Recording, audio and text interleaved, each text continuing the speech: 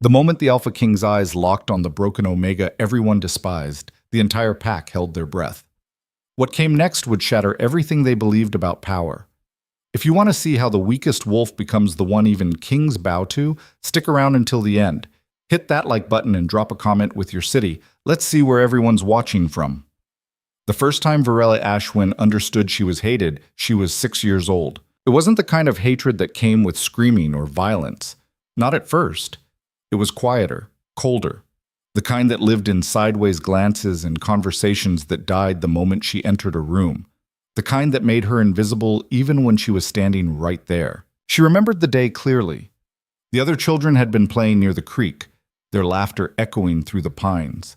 Varel had approached slowly, carefully, the way prey approaches water when predators might be near.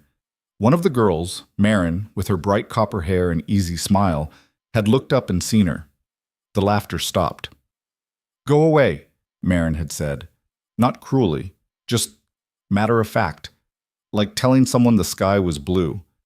"I just wanted to—" "We don't play with broken things." Varel had stood there, small hands curled into fists, watching them turn away. Watching them pretend she'd never been there at all. She'd walked back to the pack house alone, her chest tight with something she didn't yet have a name for. Shame. That was 17 years ago. Now, at 23, Virelli had learned to carry that shame like a second skin. It wrapped around her shoulders when she walked through the compound. It settled in her stomach during pack meals when she sat at the farthest table, alone. It whispered in her ear every morning when she woke in the smallest room, the one tucked behind the storage shed that smelled like damp wood and old leather. The Ashwin pack wasn't large, maybe 200 wolves strong, but it was old. Ancient, some said. Their bloodline traced back to the first frontier packs that had carved territories from the wild northern woods, back when the world was bigger and lonelier and full of things that hunted in the dark. They were survivors, fighters, wolves who valued strength above everything else. And Varel had none. She couldn't shift. Not fully. Not the way the others could, their bodies flowing seamlessly from human to wolf and back again, powerful and whole. When Varel tried, and she had tried countless times in the privacy of the forest, desperate and alone, her body would seize up. Her bones would start to crack and reform, her skin would ripple, and then nothing. Just pain. Just the feeling of something inside her slamming shut like a door she couldn't open. She couldn't link either. The pack bond, that invisible thread that connected every wolf to their alpha and to each other, was silent for her. She could feel it sometimes, distantly, like hearing music from another room, but she couldn't touch it, couldn't speak through it, couldn't feel the comfort of belonging that every other wolf took for granted. So she'd learned to be small, to move through the world quietly, to keep her head down and her mouth shut, and to never, ever draw attention to herself. It didn't always work. Out of the way, Omega. Varel stepped aside quickly as Garrett, one of the pack's senior warriors, shouldered past her without looking. She pressed herself against the rough wooden wall of the dining hall, the scent of roasted meat and pine smoke washing over her. Her stomach growled. She hadn't eaten since yesterday morning, but she waited. She always waited. Better to come late, take what was left, and leave before anyone noticed. The dining hall was loud tonight. Wolves packed the long tables, talking over each other, laughing, arguing about the upcoming hunt. Varel slipped along the wall like a shadow, keeping to the edges. She'd almost made it to the serving table when a voice cut through the noise. "I heard the Alpha King's coming." Silence dropped like a stone. Varel froze, her hand halfway to a bowl of stew. Every head in the room had turned toward the speaker. Cullen, a young tracker with a scar across his jaw and a reputation for gossip. "You're full of shit," someone said. "I'm not. My cousin runs messages for the Northern Territories. He said the king's making a tour, checking on the frontier packs." Cullen leaned forward, his voice dropping to something between excitement and fear. "He'll be here in 3 days." The room erupted, voices overlapping, some eager, some anxious. The Alpha King, Draven Kale, was a legend more than a person. He ruled the Northern Territories with absolute authority, a wolf so powerful that even speaking his name felt dangerous. Stories about him were passed around like currency, how he'd killed a rogue alpha with his bare hands at 16, how he'd united 6 warring packs in a single blood-soaked week, how his wolf was massive and black as midnight with eyes like cold fire. No one had seen him in years. He didn't need to visit. His word was law. His presence felt even in absence. And now he was coming here. Varel's hand trembled as she ladled stew into a wooden bowl. She didn't know why her heart was pounding. It wasn't like the Alpha King would notice her. She was nothing, less than nothing. She'd stay out of sight, same as always, and when he left, life would go back to normal. Maybe he'll finally deal with the dead weight. Varel's spine went rigid. The voice belonged to Thea, the beta's daughter, a tall woman with sharp features and sharper words. She was looking directly at Varel. "What do you mean?" someone asked. "I mean," Thea said, her smile cold, "maybe the king will see what a disgrace it is that we're still carrying an Omega who can't even shift.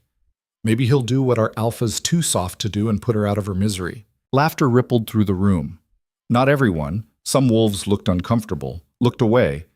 But enough. Enough to make Varel's face burn. Enough to make her fingers tighten around the bowl until her knuckles went white. She should leave. She knew she should leave, but her feet wouldn't move. "She's not hurting anyone," a quiet voice said. Varel looked up, surprised. It was Joran, one of the younger wolves. He was small for a male, his frame wiry rather than broad, and he rarely spoke. He wasn't looking at Varel. He was staring at his plate. But he'd spoken. Thea's eyes narrowed. "No one asked you, runt." "I'm just saying," Thea interrupted, her voice rising, "that a pack is only as strong as its weakest link. And our weakest link can't even fucking shift." The words hit like a fist. Varel's vision blurred. She set the bowl down carefully, mechanically, and turned toward the door. "That's right," Thea called after her. "Run away. It's all you're good at." Varel didn't run. She walked. One foot in front of the other, her back straight, her breathing controlled. She walked out of the dining hall, across the compound, past the training grounds and the Alpha's lodge and the boundary markers carved with old runes. She walked until the sounds of the pack faded and the forest swallowed her whole. Only then did she let herself break. She collapsed against a tree, her breath coming in ragged gasps, her hands shaking. The shame was back, heavier than ever, pressing down on her chest until she thought she might suffocate. She dug her nails into the bark, trying to ground herself, trying to remember how to breathe.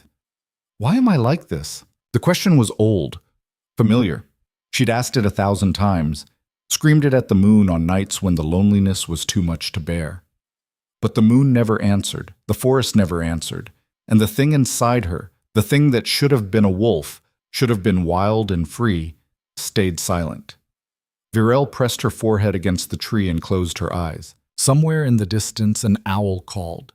The wind moved through the pines, carrying the scent of earth and rain. And deep inside her chest, so faint she almost missed it, something stirred. Just for a second. Then it was gone. The next 2 days passed in a blur of preparation. The entire pack was on edge, cleaning and organizing and trying to present the best possible version of themselves. The Alpha, Marcus Ashwin, a grizzled wolf in his 50s with a scar bisecting his left eyebrow, called a mandatory meeting to go over protocol. Everyone was to be on their best behavior. No fighting, no challenges, no embarrassments. His eyes had lingered on Varel when he said that last part. She spent most of her time in the forest, staying out of the way. She'd learned long ago that her presence made people uncomfortable, that they didn't know what to do with her. So she made it easy. She disappeared. On the morning of the 3rd day, the Alpha King arrived. Varela heard the commotion from her hiding spot near the eastern ridge, a rocky outcrop that overlooked the compound. Wolves were gathering in the central clearing, forming ranks, their postures stiff with anticipation. She could see Alpha Marcus at the front, flanked by his beta and the senior warriors. Everyone was there. Everyone except her. She should have felt relief. She'd planned this. Staying away meant staying safe, staying unnoticed. But as she watched the pack assemble below, something twisted in her gut. Something that felt uncomfortably like longing. She shook her head. Stupid. She didn't belong down there. She never had. The sound of engines cut through the morning air. Low, rumbling, powerful. 3 black vehicles rolled into the compound, kicking up dust. They moved with the kind of precision that spoke of military discipline, stopping in perfect formation. The doors opened. Even from this distance, Varel could feel the shift in the air, the way every wolf below went still, the way the temperature seemed to drop, and then he stepped out. Alpha King Draven Kael was not what she'd expected. The stories made him sound like a monster, something huge and brutal and terrifying. But the man who emerged from the lead vehicle was tall, yes, easily 6'4", but his power wasn't in his size. It was in the way he moved, smooth, controlled, like a blade that hadn't been drawn yet but could be at any second. He was dressed simply, dark pants, a black shirt, boots built for function rather than fashion. His hair was dark, almost black, cut short. Even from here, Varel could see the sharp lines of his face, the way his jaw was set like he was constantly evaluating threats. But it was his eyes that made her breath catch. Even at this distance, even through the space between them, she could feel them. Cold, assessing, missing nothing. Alpha Marcus stepped forward, offering the traditional greeting. Draven acknowledged him with a slight nod, his expression unreadable. They spoke. Varel couldn't hear the words, and then the king's gaze swept across the assembled pack. Varel ducked lower behind the rocks, her heart hammering. Ridiculous. He couldn't possibly see her from down there. She was too far away, too hidden. But for a moment, just a moment, she could have sworn his eyes paused on the ridge where she crouched. Then he looked away, and the moment passed. The gathering below continued. The king inspected the warriors, asked questions, observed the training grounds. It was all very formal, very controlled. Virele watched for another hour before finally retreating deeper into the forest. Her absence wouldn't be noticed. It never was. She spent the afternoon near the creek, her feet dangling in the cold water, trying not to think about the fact that the most powerful wolf in the territories was currently standing in her pack's compound, and she was hiding in the woods like a coward. Not a coward, she told herself, just smart. Staying out of sight is smart. But the shame sat heavy in her chest anyway. By the time the sun started to set, Varel knew she had to go back. She couldn't stay in the forest forever, and the king would probably be leaving soon anyway. She'd slip back to her room, stay quiet, and by tomorrow this would all be over. She was wrong. The moment Varel stepped into the compound, she knew something was off. Wolves were gathered in clusters, whispering urgently. The air felt charged, electric, like the moment before a lightning strike. Can't believe he... Never seen anything like... Wants to meet everyone? Varel's stomach dropped. She grabbed the arm of a passing wolf, a young woman named Senna who'd never been outright cruel to her. What's going on? Varela asked. Senna's eyes widened. Where have you been? The Alpha King ordered a full pack assembly. Everyone. No exceptions. She pulled her arm free, already moving away. It's starting in 10 minutes. You need to get to the clearing. Now. Panic flared hot and immediate. Varel's first instinct was to run, back to the forest, deeper into the trees where no one would find her. But Alpha Marcus's earlier words echoed in her head. No embarrassments. If she didn't show up, it would be noticed. It would reflect badly on the pack, on Marcus. And she'd already caused enough problems just by existing. Her hands were shaking as she made her way toward the central clearing. Wolves streamed past her, all moving in the same direction, none of them acknowledging her. She kept her head down, her shoulders hunched, trying to make herself as small as possible. The clearing was massive, a wide circle of packed earth surrounded by towering pines. Torches had been lit around the perimeter, casting flickering shadows across the assembled wolves. There had to be close to 200 people here, maybe more, all standing in organized rows based on rank. Warriors at the front, hunters and trackers in the middle, Omegas and support roles at the back. Varele slipped into the very last row, positioning herself behind a broad-shouldered male so she'd be partially hidden. Her heart was racing so fast she felt dizzy. At the front of the clearing, Alpha Marcus stood beside the king. Draven Kael's presence was like gravity. Everything seemed to orbit around him, pulled into his field, whether they wanted to be or not. He stood with his hands clasped behind his back, his expression carved from stone, his eyes moving across the crowd with methodical precision. Thank you for assembling, Marcus said, his voice carrying across the clearing. As you know, Alpha King Draven has honored us with his presence. He wishes to address the pack directly. Marcus stepped aside. Draven moved forward, and the entire clearing seemed to hold its breath. When he spoke, his voice was low, controlled, but it cut through the silence like a knife. "I don't make these visits often," he said. "When I do, it's because I need to see something for myself, to understand the state of the territories I'm responsible for." His gaze swept across them again, slow and deliberate. "Your alpha tells me you're strong, loyal, united." A pause. The torchlight flickered across his face, throwing his features into sharp relief. "We'll see." Vareli's palms were sweating. She kept her eyes down, focused on the dirt beneath her feet. "Just stay quiet. Just stay invisible. He'll leave soon, and this will be over." "I want to meet each of you," Draven continued, briefly, one at a time, starting with the warriors. A murmur ran through the crowd, surprise, excitement, nervousness. This wasn't standard procedure.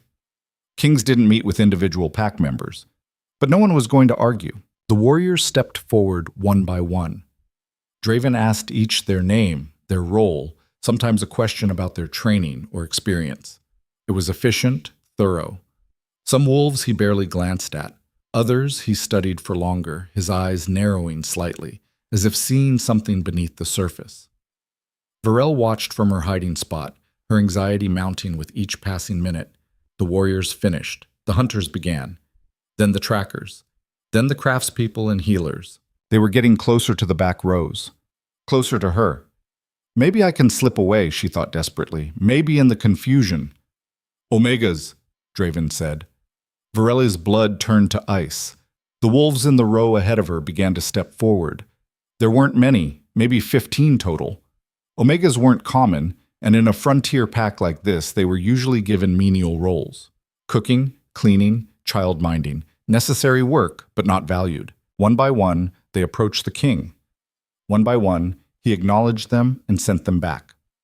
Varel tried to make herself smaller, tried to fade into the shadows at the edge of the clearing, but there were too many eyes now, too many people noticing the gaps. "You," a harsh whisper came from beside her. Garrett, the warrior who'd shoved past her earlier, was glaring. "Get up there. You're making us look bad." Now. Vareli's legs felt like water as she stepped forward. Every instinct screamed at her to run, but she couldn't. Not with 200 pairs of eyes watching, not with the Alpha King standing there, waiting. She joined the last few Omegas, keeping to the very end of the line. Maybe he wouldn't even get to her. Maybe he'd get tired of this, and the wolf in front of her stepped aside.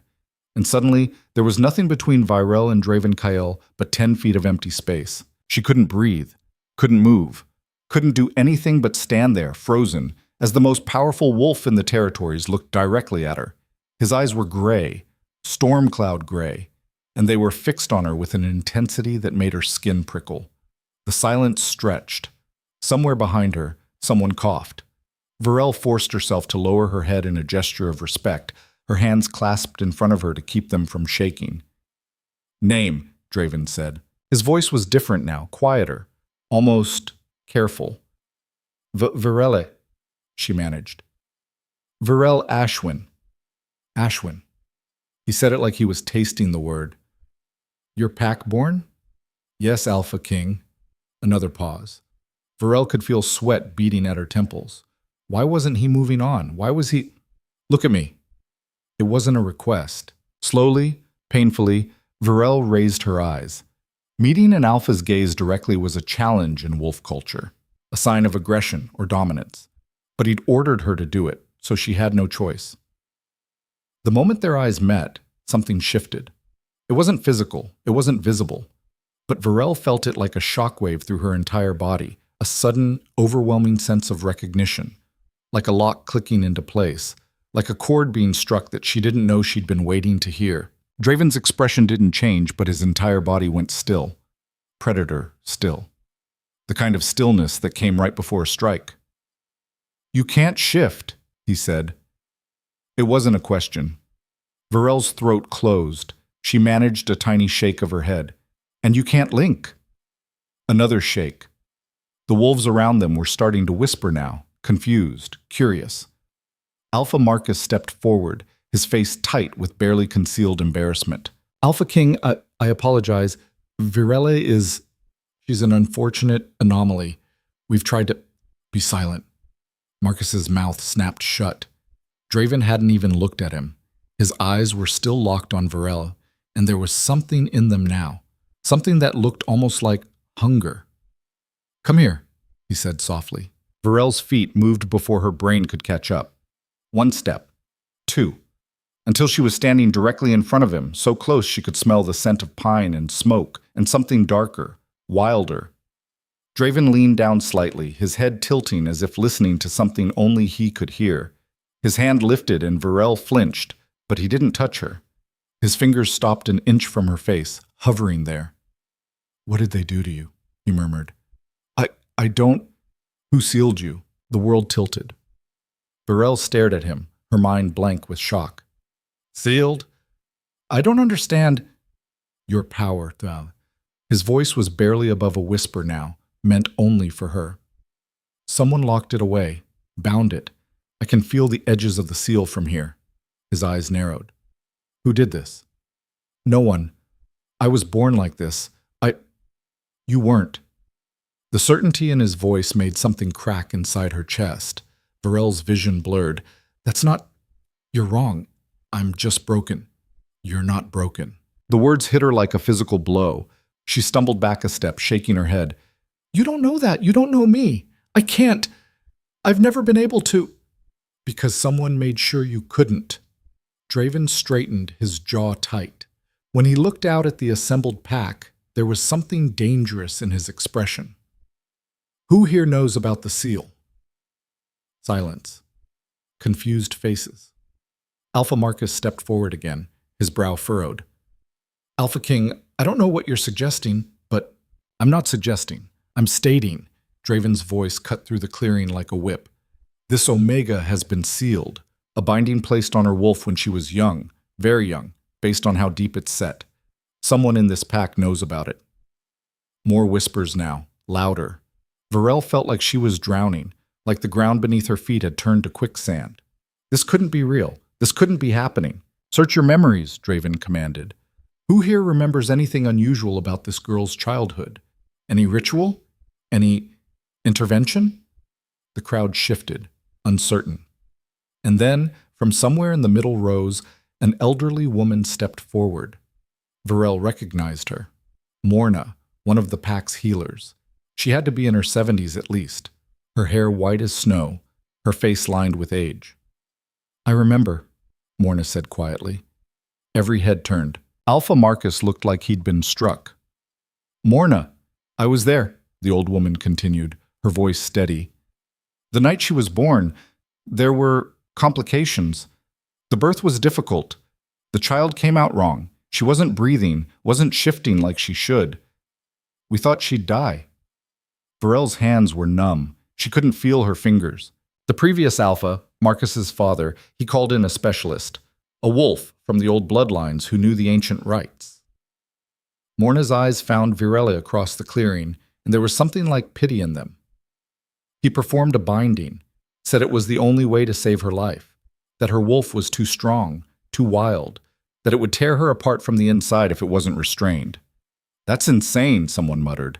That's murder, Draven said coldly. Marcus's face had gone pale. My father did what he thought was right.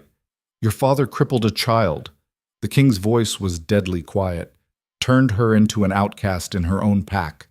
And none of you thought to question it, to help her? The shame in the clearing was palpable now.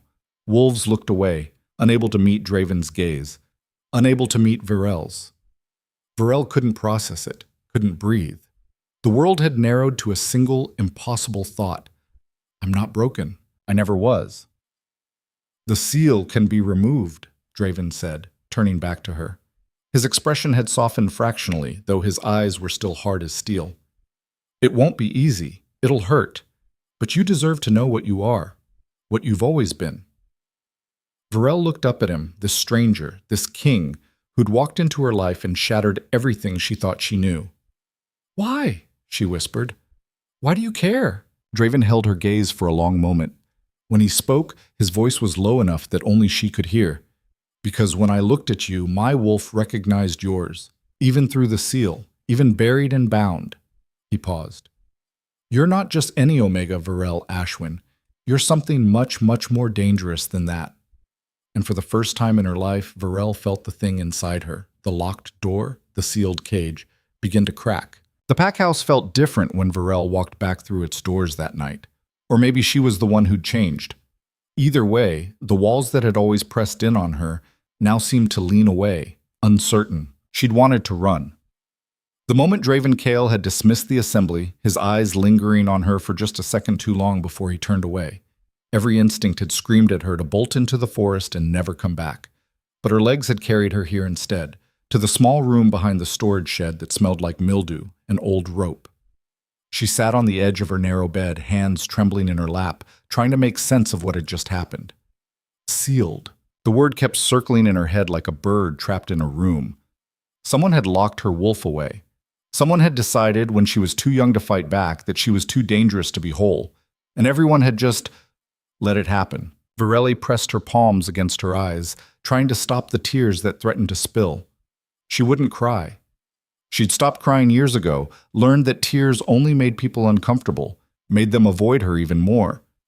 But tonight, the weight of it was crushing. A knock at the door made her freeze. "Varel?" The voice was rough, familiar. Alpha Marcus. She didn't answer, didn't move. Maybe if she stayed quiet enough, he'd leave. "I know you're in there. We need to talk." Of course they did. She stood slowly, wiped her face with the back of her hand, and opened the door. Marcus looked older than she remembered. The lines around his eyes were deeper, his shoulders heavier.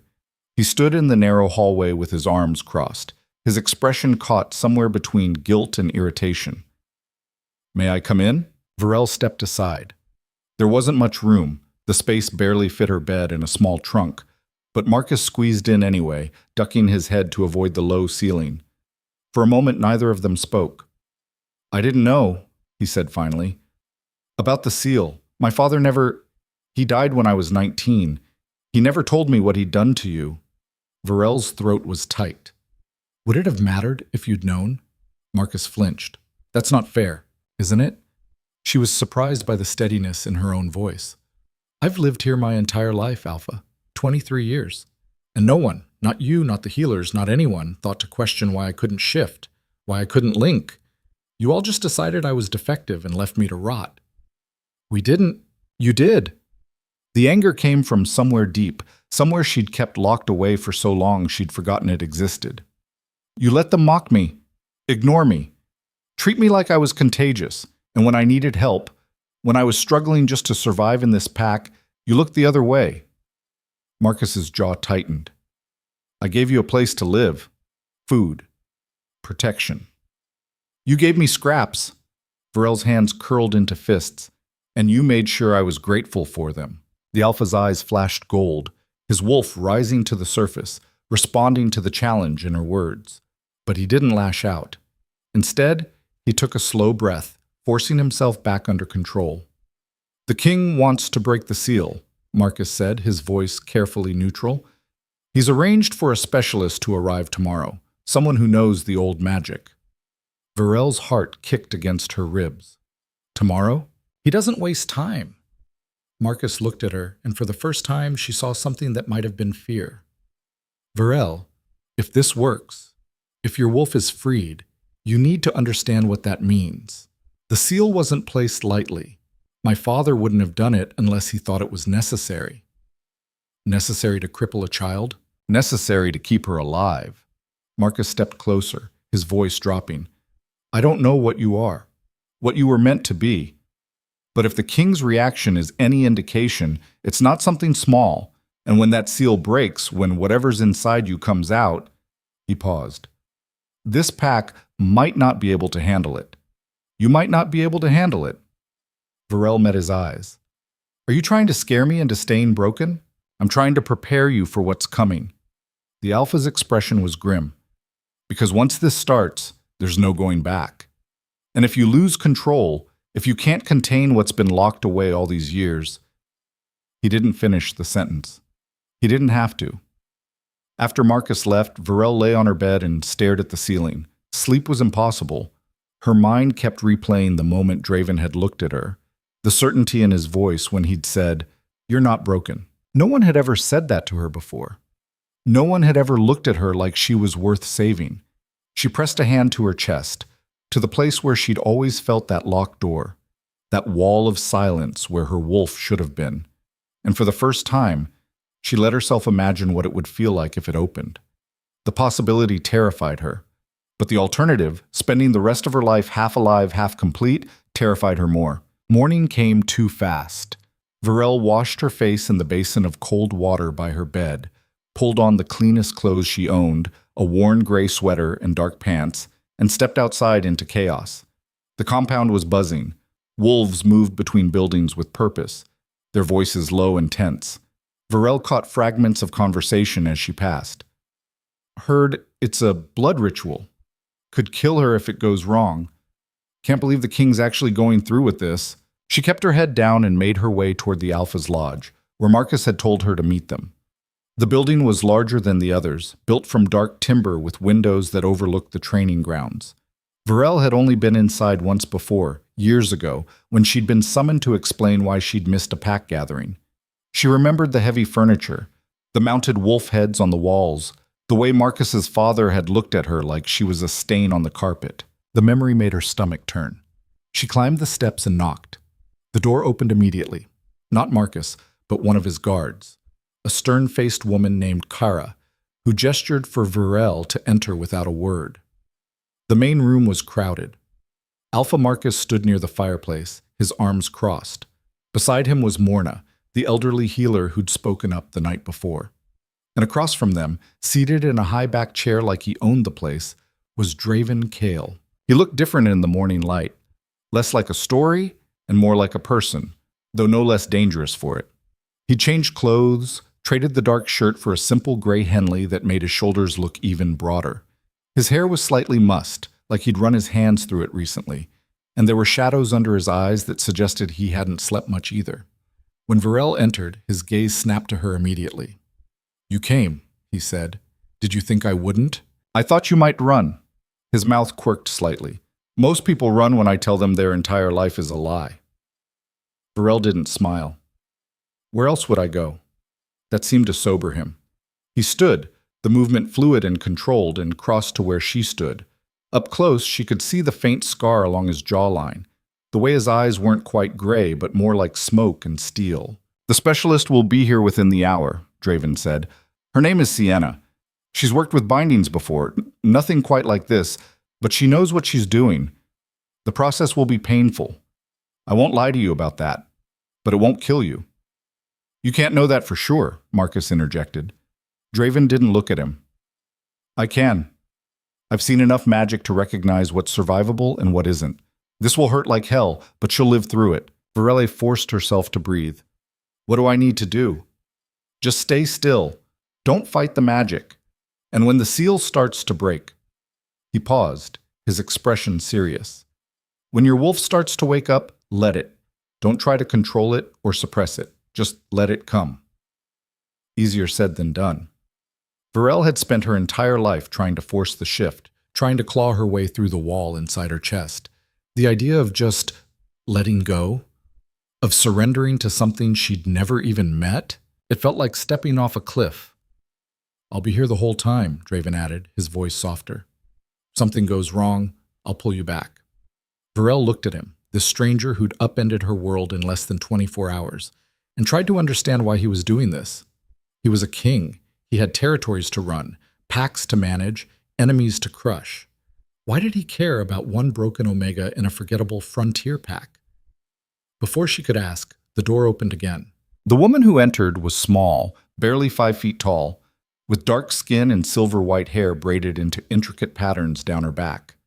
She wore layers of deep red and black fabric that moved like water when she walked, and her eyes were a startling amber color that seemed to glow in the dim light. "Sienna," Draven greeted her with a nod. "Draven." Her voice was low, musical. She turned to Varel and her expression softened. "And you must be the girl with the locked wolf." Varel nodded, unable to speak. Sienna approached slowly, her movements deliberate. She stopped a few feet away and tilted her head, studying Varel with the kind of intensity that made her want to squirm. "May I?" Sienna asked, gesturing toward her. Varel nodded again. Sienna stepped closer and placed both hands on Varel's shoulders. The contact was warm, almost uncomfortably so, and Varel felt something, a tingling sensation that spread from where Sienna's palms rested down through her chest and into her core. Sienna's eyes widened. "Oh," she breathed. "Oh, they really did a number on you, didn't they?" "Can you break it?" Draven asked. "Yes." Sienna stepped back, her expression troubled. "But he was right to warn you. This isn't a simple binding. Whoever placed this seal knew what they were doing. They didn't just lock her wolf away. They wove the magic into her bones, her blood, her very essence. Breaking it will be like tearing out roots that have been growing for over 20 years. "Will she survive?" Marcus demanded. Sienna looked at him, then back at Varel.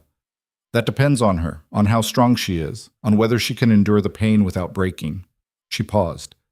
"But I've seen weaker people survive worse. So, yes, Alpha, I believe she will." Varel's hands were shaking again. She shoved them into her pockets, trying to hide it. "How long will it take?" "Hours. Maybe longer." Sienna gestured toward the stairs that led to the upper rooms. "We'll need privacy and space. I'll need to draw the circles, prepare the incantations. You should rest while you can." "I don't think I can rest." Sienna's smile was sympathetic.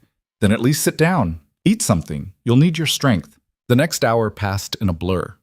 Morna brought food, bread, dried meat, water, but Varel couldn't eat. Her stomach was a knot of anxiety.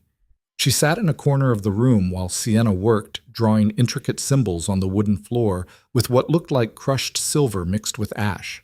The patterns were beautiful and incomprehensible, spiraling out from a central point in the middle of the room. Draven stood by the window, his back to the room, but Varel could see the tension in his shoulders. He hadn't left. Hadn't even sat down, just stood there like a sentinel, watching the compound below. "Why are you really doing this?" Varel asked quietly. He turned, his expression unreadable. "I told you. My wolf recognized yours." "That's not an answer." Draven was silent for a moment. Then he crossed the room and crouched down in front of her so they were at eye level.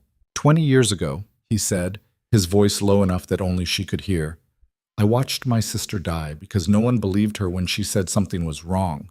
She told the pack healers she felt like something was locked inside her, something trying to get out. They told her she was hysterical, unstable. They sedated her instead of helping her." Varel's chest tightened. By the time they realized she was right, that someone had cursed her, bound her wolf to weaken our family, it was too late. The magic had turned inward. It killed her from the inside. Draven's jaw was tight, his eyes hard. "So when I see someone who's been sealed, who's been suffering for years while everyone around them looks the other way, I don't walk away. I can't." Varela didn't know what to say. The pain in his voice was raw, real. She reached out without thinking and placed her hand over his. "I'm sorry," she whispered. Draven looked down at their hands, then back up at her. Something shifted in his expression, softened just slightly. "You have nothing to apologize for." "It's ready," Sienna called from across the room. Varel's heart lurched. Draven stood, pulling her up with him. The circles on the floor glowed faintly now, the silver catching the afternoon light that streamed through the windows. "Come stand in the center," Sienna instructed. Varel's legs felt like lead as she walked forward. The symbols seemed to pulse as she approached, responding to her presence. She stepped carefully into the middle of the largest circle and turned to face Sienna. "You're going to feel a lot of things," Sienna said, her tone gentle but firm. "Pain, yes, but also fear, anger, grief. The seal has been suppressing more than just your wolf. It's been suppressing every strong emotion you've ever felt. When it breaks, all of that will come flooding back at once." Varel's mouth was dry. "What if I can't handle it?" "You will." Sienna placed a hand on her shoulder, squeezing once. "Because you're stronger than you know. And because you've already survived the worst of it, living half a life for 23 years. Anything else is just noise." She stepped back. Draven moved to the edge of the circle, his eyes locked on Varel. "If it gets too much," he said, "look at me. Focus on my voice. I'll anchor you." Varel nodded, not trusting herself to speak. Sienna began to chant. The words were old, guttural, a language Varel didn't recognize. The air in the room grew thick, heavy, like the pressure before a storm. The symbols on the floor flared brighter, white gold light racing along the lines and spiraling inward toward where Varel stood. At first it was just warmth, uncomfortable but bearable. Varel closed her eyes, trying to breathe through it. Then the pain hit. It started in her chest, right where she'd always felt that locked door. A sharp, searing agony that spread outward like fire through her veins. Varel gasped, her hands flying to her sternum, her knees buckling. "Stay standing," Sienna's voice cut through the haze. "Don't fall. You have to stay in the circle." Vareli forced her legs to lock, forced herself upright even as the pain intensified. It felt like something was tearing inside her, ripping apart layers of herself she didn't even know existed. She could hear herself making sounds, strangled, broken noises that didn't sound human. "Look at me," Draven's voice, sharp and commanding. Varel's eyes snapped open. He was right there, just beyond the circle's edge, his gaze fierce and unwavering. "Breathe," he ordered. "In, out. Stay with me." She tried. She really tried. But the pain was too much, too all-consuming. Her vision blurred. Her ears rang. Somewhere in the back of her mind she felt something shift, a crack in the wall, a hairline fracture in the door that had been sealed for so long. And through that crack, something looked back. Varel screamed. It wasn't her wolf, not yet, but it was aware. It was awake, and it was angry. The symbols on the floor exploded with light, so bright Varela had to close her eyes. The pressure in the room doubled, tripled, the air vibrating with raw power. She could hear Sienna's voice rising, the chant faster now, more urgent. The pain reached a crescendo, white-hot and devastating, and then, with a sound like breaking glass, the seal shattered. Varel collapsed. She didn't feel herself hit the floor, didn't feel Draven's arms catch her before her head cracked against the wood. All she felt was the rush, a torrent of sensation and emotion and power that had been dammed up for 23 years suddenly flooding through her all at once. It was too much, too fast, too everything, and underneath it all, coiled and waiting and furious beyond measure, was her wolf. "Varel," Draven's voice sounded far away. "Stay with me, don't let go." But she was already falling, tumbling down into the dark space inside herself where the wolf waited. And when she landed, when she came face to face with the creature that had been caged her entire life, she understood. Understood why they'd sealed her. Understood why they'd been afraid. Because her wolf wasn't broken. It was a predator, a force of nature. Something that looked at the world and saw nothing but prey. And it was done being locked away. Virelle opened her eyes, or thought she did. But the world looked different, sharper, colors too bright, sounds too loud. She could hear hearts beating in the room, could smell fear and sweat and magic and blood. "Sienna, what's happening?" Marcus's voice, tight with panic. "The seal's broken, but she's not coming back. She's stuck between forms." "Pull her out." "I can't, she has to do it herself." Virelle tried to speak, tried to tell them she could hear them, but when she opened her mouth, what came out was a snarl. Draven was suddenly in her line of vision, crouched low, his hands raised in a placating gesture. "Virelle, I know you're in there. I know you can hear me. You need to come back now." She couldn't. The wolf was too strong, too overwhelming. It wanted out, wanted to run, to hunt, to tear apart everything that had ever hurt them. "Virelle." Draven's voice dropped lower, softer. "I know you're scared. I know this is too much. But you're stronger than this. Stronger than the fear, stronger than the wolf. You've survived 23 years of hell. You can survive this too." Something in his words cut through the haze. Virelle latched onto them, onto the steadiness in his voice, and pulled. Pulled herself back from the edge, back from the wolf's fury, back toward her own mind. It was like swimming against a riptide. Every instinct screamed at her to let go, to give in, to let the wolf take over completely. But she held on to Draven's voice, to the sound of her own name, to the fragile thread of herself that remained. Slowly, agonizingly slowly, the world came back into focus. She was on the floor, curled on her side, her body shaking violently. Draven was kneeling beside her, one hand on her shoulder, his expression tight with concentration. "That's it," he murmured. "Come back. You're doing it. Just a little more." Varel took a breath, then another. The wolf was still there. She could feel it, restless and massive inside her chest. But it wasn't controlling her anymore. It was just there. Part of her. Finally part of her. She opened her mouth, and this time words came out. I can feel it." Draven's shoulders sagged with relief. "I know. It's so—" She didn't have words for what it was. Overwhelming, terrifying, powerful. All of those and none of them. "I know," Draven said again. He helped her sit up slowly, carefully, like she might shatter. "It's going to take time to adjust, to learn how to coexist with it. But you did it, Varel. You broke through." Varel looked down at her hands. They were shaking, covered in sweat, but they were hers. Human. She'd been so sure she'd shift completely, that the wolf would take over and she'd never find her way back. But she had. Sienna knelt down on her other side, her amber eyes scanning Varel's face. "How do you feel?" "Like I've been turned inside out." "That's normal?" Sienna smiled faintly. "The worst is over. Now you just need to rest. Let your body adjust to the change." Marcus stepped forward, his expression unreadable. "Can she shift now?" "Eventually," Sienna said, "but not today. Maybe not for several days. The pathways are open, but they're raw. Forcing it now could do more harm than good." Varel barely heard them. She was too focused on the sensation inside her chest, the presence that had always been there, always silent, now humming with awareness. It was like discovering she had a second heartbeat. Draven helped her to her feet. Her legs wobbled, but she managed to stay upright. "You should sleep," he said. "I don't think I can." "Try anyway." He guided her toward a small couch near the window and eased her down onto it. "I'll stay. Make sure nothing goes wrong." Varel wanted to argue, wanted to say she didn't need a babysitter, but the truth was she was exhausted.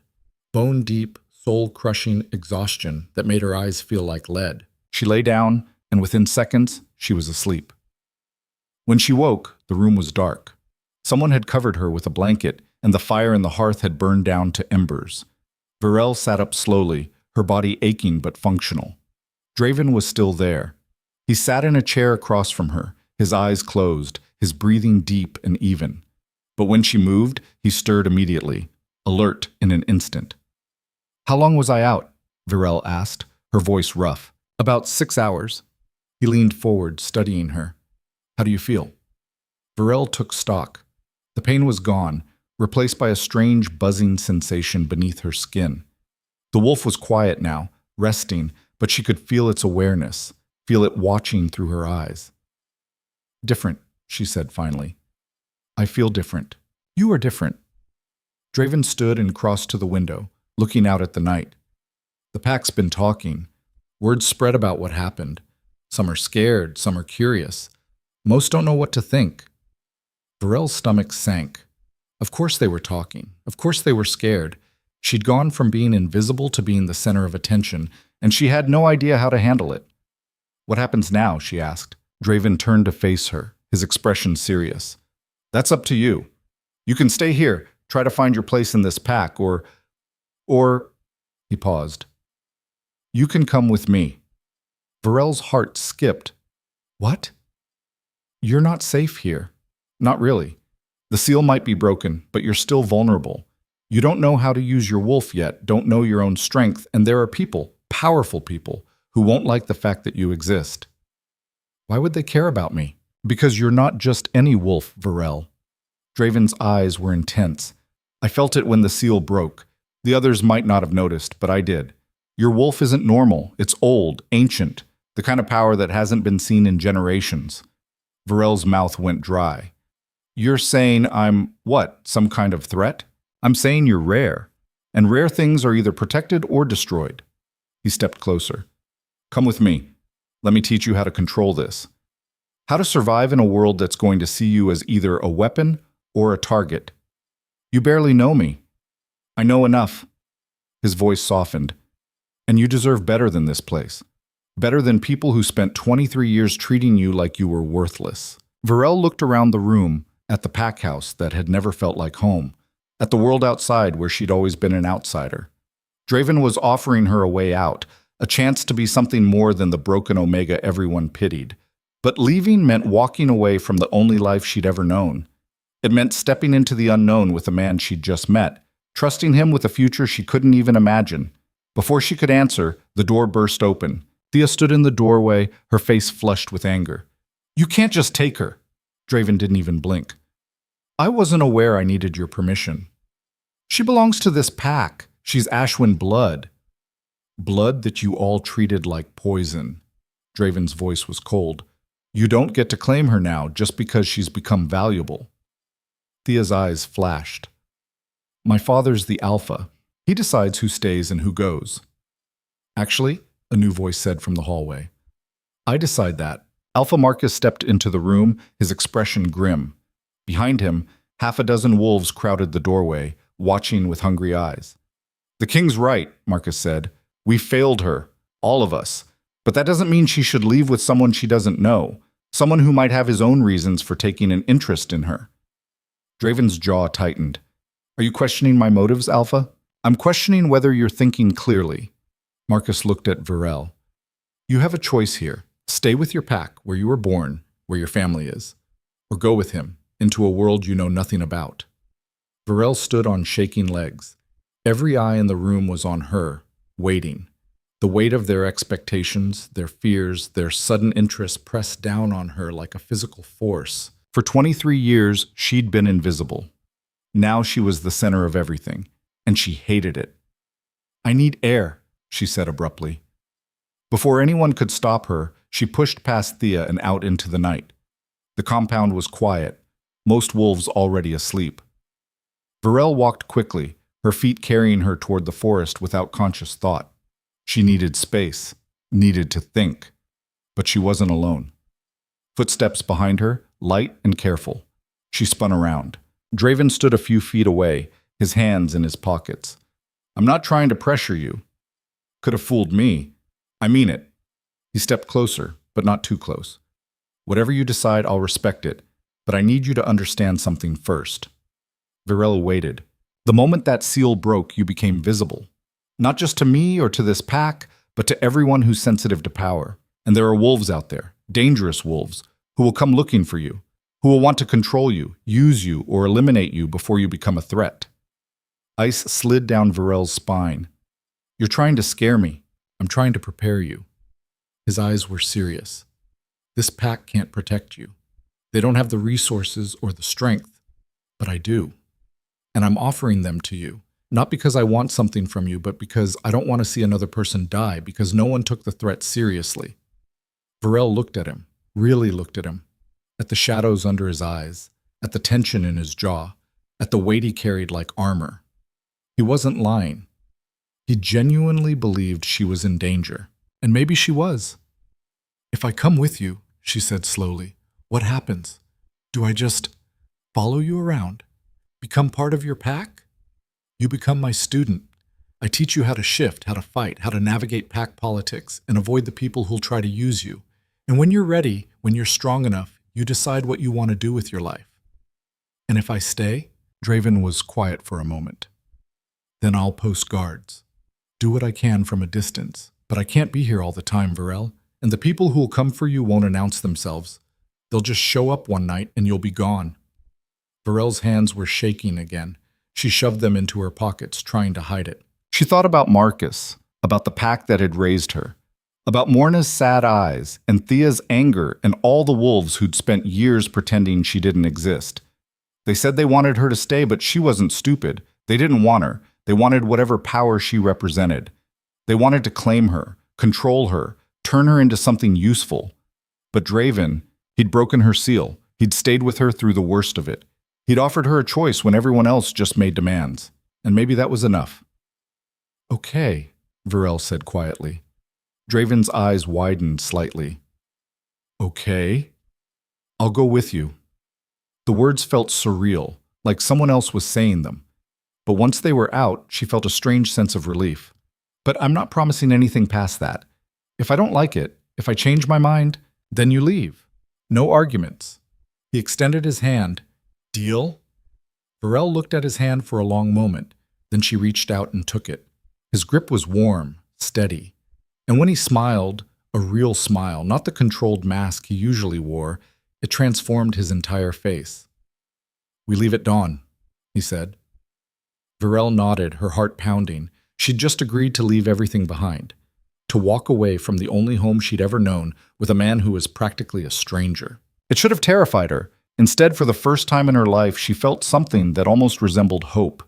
They turned to head back to the pack house, but the wolf inside her suddenly went rigid, alert, warning. Varel stopped, her senses sharpening. Something's wrong. Draven tensed immediately. "What do you feel?" "I don't know, but the wolf, it's..." A howl split the night, then another, and another. Not from the compound, from the forest, from multiple directions. Draven's eyes flashed gold. "We need to move. Now." They ran, back toward the pack house, toward the lights and the people. But they were only halfway there when the first shape burst from the tree line. A wolf. Massive, gray and scarred and moving with deadly intent. And it wasn't alone. The gray wolf hit Draven like a battering ram. Varel watched in frozen horror as the two bodies collided, tumbling across the dirt in a savage tangle of limbs and teeth. Draven shifted mid-fall. She didn't even see it happen. Just one moment he was human, and the next he was wolf, massive and black, with eyes like burning coals. The sound they made when they clashed was nothing like the stories.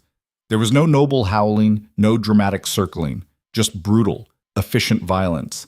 Teeth tearing into flesh, claws raking across muscle, the wet crunch of bone meeting bone. More shapes poured from the forest. 5, 7, 10. All of them wolves, all of them moving with coordinated precision toward the compound.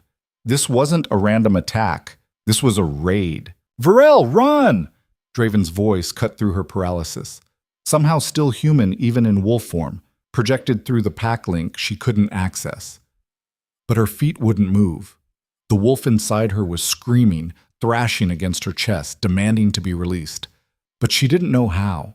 The seal had only been broken hours ago. She'd never shifted. Didn't know if she even could. One of the attacking wolves split off from the main group and locked eyes on her. It was smaller than the others, rust-colored with white markings across its muzzle. But there was nothing small about the way it moved, low and fast, covering the distance between them in seconds. Varel stumbled backward, her hands raised uselessly. The wolf's muscles bunched, preparing to spring. A gray blur slammed into it from the side. Joran, the young wolf who'd defended her in the dining hall. He'd shifted too, smaller than the attacker but fighting with desperate ferocity. They rolled across the ground, snapping and snarling, and Varel finally found her legs. She ran, not away from the fight, toward it. Toward the compound, where alarm howls were finally starting to rise, where the pack was scrambling to respond. Her lungs burned, her vision blurred. The wolf inside her was going insane, battering against her ribcage so hard she thought her bones might crack. She burst into the central clearing just as chaos erupted. Wolves everywhere, fighting, bleeding, dying. The attackers had spread through the compound like a plague, engaging the Ashwin wolves in brutal skirmishes. Varel saw Garrett, the warrior who'd always sneered at her, take down an enemy twice his size. Saw Morna dragging wounded wolves toward the healer's lodge. Saw Thea shifted into a copper-colored wolf, fighting back-to-back with her father. And in the center of it all, surrounded by 3 attackers, was Marcus. The alpha was bleeding from a dozen wounds, his gray-brown wolf staggering but refusing to fall. One of the enemy wolves, a huge brute with black stripes across its back, lunged for his throat. Varela's body moved before her brain caught up. She didn't shift, couldn't shift, but the wolf inside her surged forward anyway, lending her strength she'd never possessed. She grabbed a fallen branch, thick as her forearm and studded with broken twigs, and swung it with both hands. The impact jarred her shoulders. The branch shattered, but it was enough to knock the striped wolf off course, sending it tumbling sideways with a yelp of surprise. 3 pairs of eyes locked onto her. The attackers. And they looked hungry. "Oh, shit," Varel breathed. The striped wolf recovered first, shaking its massive head and fixing her with a stare that promised pain. It took a step forward, then another. Its companions flanked it, forming a semicircle that cut off any escape route. Varele backed up slowly, her heart hammering so hard she could feel it in her throat. The wolf inside her was still screaming, still demanding release, but she didn't know how to let it out. Didn't know how to bridge the gap between human and animal. The striped wolf's muscles bunched. It was going to pounce. And when it did, she was going to die. Let go. The voice came from somewhere deep inside her, not her own thoughts, but the wolf's. Ancient, furious, desperate. Let go. Varel closed her eyes and surrendered. The shift hit her like lightning. Every nerve in her body ignited at once, pain and ecstasy indistinguishable. She felt her bones crack and reform, her skin ripple and stretch, her senses expand until the world became a kaleidoscope of scent and sound and sensation. When she opened her eyes, everything had changed. She was lower to the ground, stronger, faster. The world smelled like blood and fear and smoke. She could hear hearts beating 20 feet away, could taste the copper tang of violence on the air. And the striped wolf, the one that had been about to kill her, was staring at her with something that looked like fear. Varela looked down at herself, at paws that were easily twice the size of any wolf she'd ever seen, at fur that was white, not gray or brown or black, but pure white that seemed to catch the firelight and hold it. What am I? The striped wolf took a step back, then another. Its companions did the same, their aggressive postures shifting to something more defensive. Varel didn't understand. She was one wolf against three. She'd never fought in her life. Why were they retreating? Then she felt it. The power radiating from her body like heat from a flame. Not just strength, authority. The kind of presence that made other wolves instinctively lower their heads, tuck their tails, submit. The striped wolf growled low in its throat, a warning to its packmates. Then it turned and ran. The others followed. Varel stood there, trembling, trying to process what had just happened. Around her the fighting continued, but several of the attacking wolves were breaking off now, retreating toward the forest. They'd seen her, seen whatever she'd become, and they wanted no part of it. A howl cut through the chaos, deep and commanding. Draven. He stood on top of the Alpha's lodge, his black wolf massive even at a distance. Blood matted his fur, but he was alive. When he howled again, the remaining attackers scattered, disappearing into the trees like shadows. Silence fell over the compound, broken only by the moans of the wounded and the crackle of fires that had been set during the fight. Varel's legs gave out. She collapsed onto the dirt, her wolf form dissolving as quickly as it had come. The shift back was just as painful, bones grinding, muscles tearing, skin burning. She ended up on her hands and knees, naked and shaking and covered in dirt. Someone threw a blanket over her shoulders. She looked up through tangled hair and saw Morna, the old healer's face lined with exhaustion. "Can you stand?" Morna asked. Varel nodded, though she wasn't sure it was true. With Morna's help, she managed to get to her feet, clutching the blanket around herself. The compound looked like a war zone. Bodies everywhere, some moving, some not, buildings smoldering. The earth churned to mud and blood. "How many dead?" Varel heard herself ask. "Too many." Morna's voice was heavy. "6 of ours, maybe more. We won't know until we finish counting." 6. 6 wolves dead because of me, Varel whispered. "No." The voice was Draven's. He'd shifted back to human form and stood a few feet away wearing pants someone had brought him. His chest was covered in cuts, already healing. Because of whoever sent them. This wasn't random, Varel. They came here looking for something specific. "Looking for her," Thea said, stepping out of the shadows. She'd shifted back too, wearing a torn shirt and pants, her copper hair wild. "They came for the freak, and now 6 of our people are dead." "Thea," Marcus's voice was weak. The Alpha limped toward them, human again, one arm hanging useless at his side. "That's enough." "It's not enough." Thea's eyes were wild with grief and rage. "We should have let her leave, should have let the king take her. But no, you had to play the noble Alpha, had to give her a choice, and now look what happened." "You don't know that's why they came," Marcus said. "Don't I?" Thea turned to Draven. Tell him what you said earlier, about her being rare, about powerful wolves coming for her." Draven's jaw tightened. He didn't deny it. Marcus looked at Varel, and she saw the realization dawn in his eyes. They came for you. Varela wanted to argue, wanted to say Thea was wrong, that this was just a coincidence, a territorial dispute, anything but what it obviously was. But she couldn't, because the moment she'd shifted, the moment those wolves had seen her and run, she'd known the truth. They'd come to take her, or kill her. She wasn't sure which would have been worse. I'm sorry, she said quietly. I didn't know this would happen. Of course you didn't. Marcus's expression was complicated, anger and grief and something that might have been pity. But Thea's right about one thing. You can't stay here, not anymore. Your presence puts the entire pack at risk. The word shouldn't have hurt. Varel had been an outcast her whole life, always on the verge of being expelled.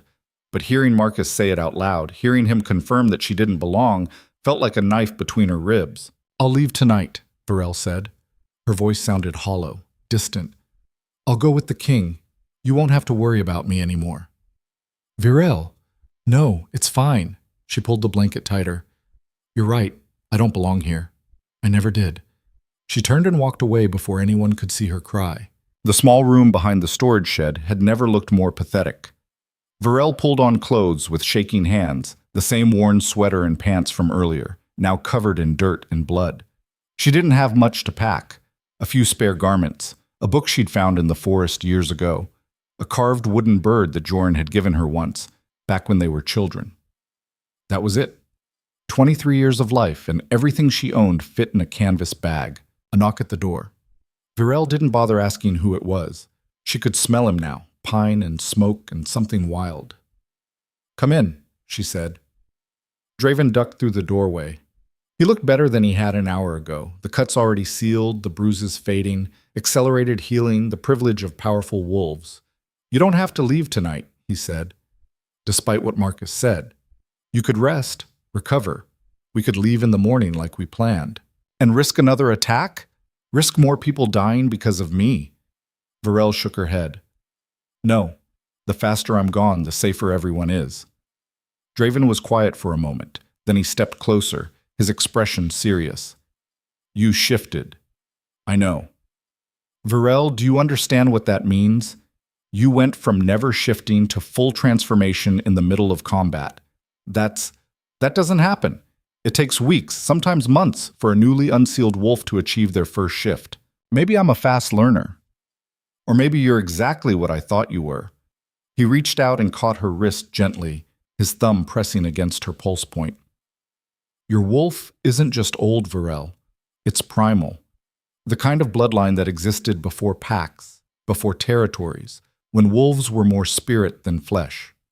Varel pulled her hand back. What are you saying? I'm saying those wolves tonight, they didn't run because they were scared. They ran because your wolf commanded them to. Because on some instinctive level, they recognized you as something they couldn't fight. That's insane. Is it? Draven's eyes were intense. You saw how they reacted. You felt the power rolling off you. That wasn't fear, Varel. That was submission, automatic, unavoidable. Varel sat down heavily on her bed. The implications of what he was saying made her head spin. She wasn't just a wolf. She was something else, something that made other wolves bow. If that's true, she said slowly, then I'm not safe anywhere. If those wolves reported back to whoever sent them, they'll try again, harder next time, with better planning. Draven crouched down in front of her, which is why we need to move fast. Get you somewhere secure, somewhere I can train you properly before the next wave comes. Where? My territory, the northern stronghold. It's fortified, defended, and I have wolves there who are loyal to me, not to whatever council or faction sent tonight's attackers. Varel looked at him, at this man who'd appeared in her life like a storm and upended everything. She barely knew him, didn't understand why he cared, but he was offering her something no one else ever had: protection, training, a chance to become something more than a victim. Okay, she said, let's go.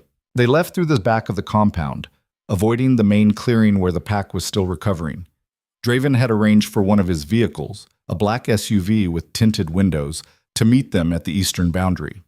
The driver was a quiet man named Cole, who didn't ask questions, just opened the door and waited. Varel paused before getting in.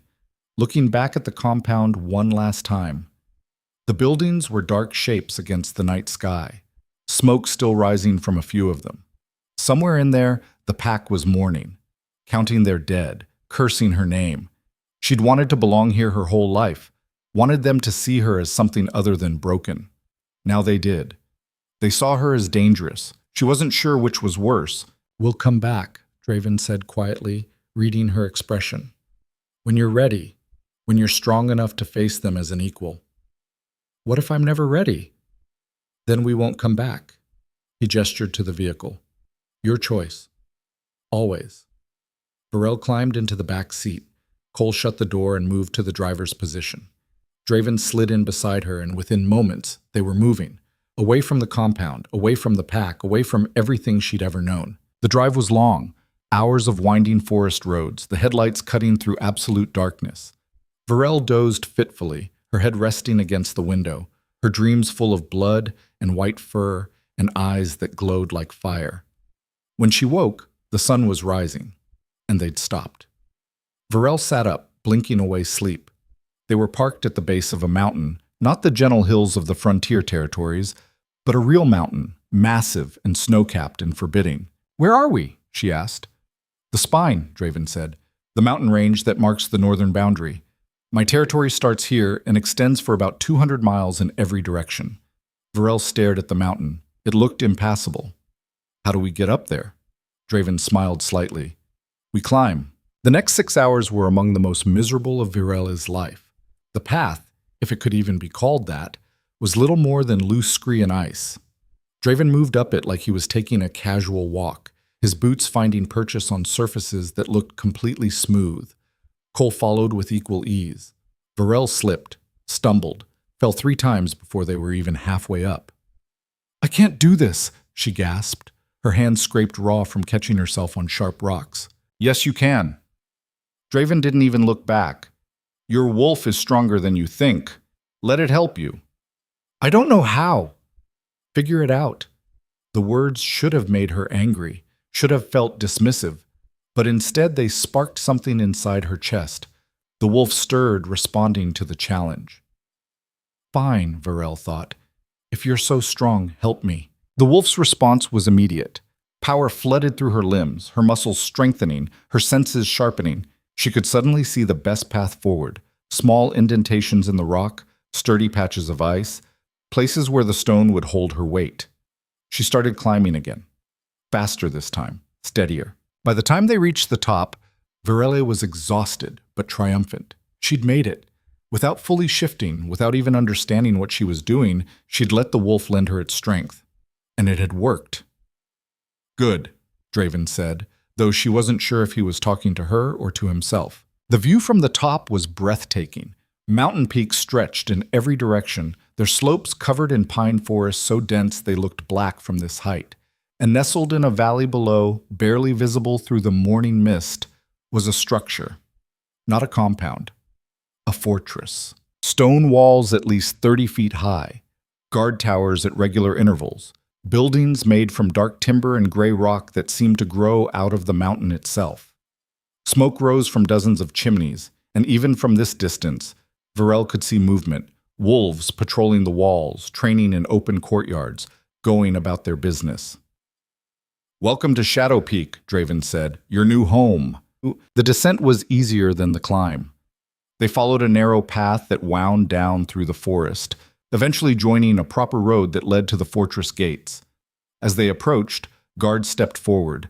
2 massive wolves in human form, both armed with weapons Varel didn't recognize. "Alpha." One of them greeted Draven with a nod. His eyes flicked to Varel, curious but not hostile. "Garrett." "Soren." Draven returned the nod. "Any trouble while I was gone?" "Nothing we couldn't handle." The guard, Garrett presumably, stepped aside to let them pass. "Your second's been asking for you, said it was urgent." Draven's expression tightened. "Where is she?" "War room." They passed through the gates into a courtyard that was easily 3 times the size of the Ashwin compound's central clearing. Wolves everywhere, all of them moving with purpose. Training, sparring, carrying supplies. None of them stopped to stare at Varel, Though she saw a few curious glances, it was overwhelming. Varel had thought the Ashwin pack was large, but this was a city, a military installation disguised as a pack. Draven led her across the courtyard toward the largest building, a massive structure with a peaked roof and windows made from what looked like actual glass. The doors were carved with intricate patterns, wolves and trees and symbols she didn't recognize. Inside was even more impressive. High ceilings, stone floors polished to a shine, tapestries hanging from the walls depicting battles and ceremonies. It was beautiful in a harsh, functional way.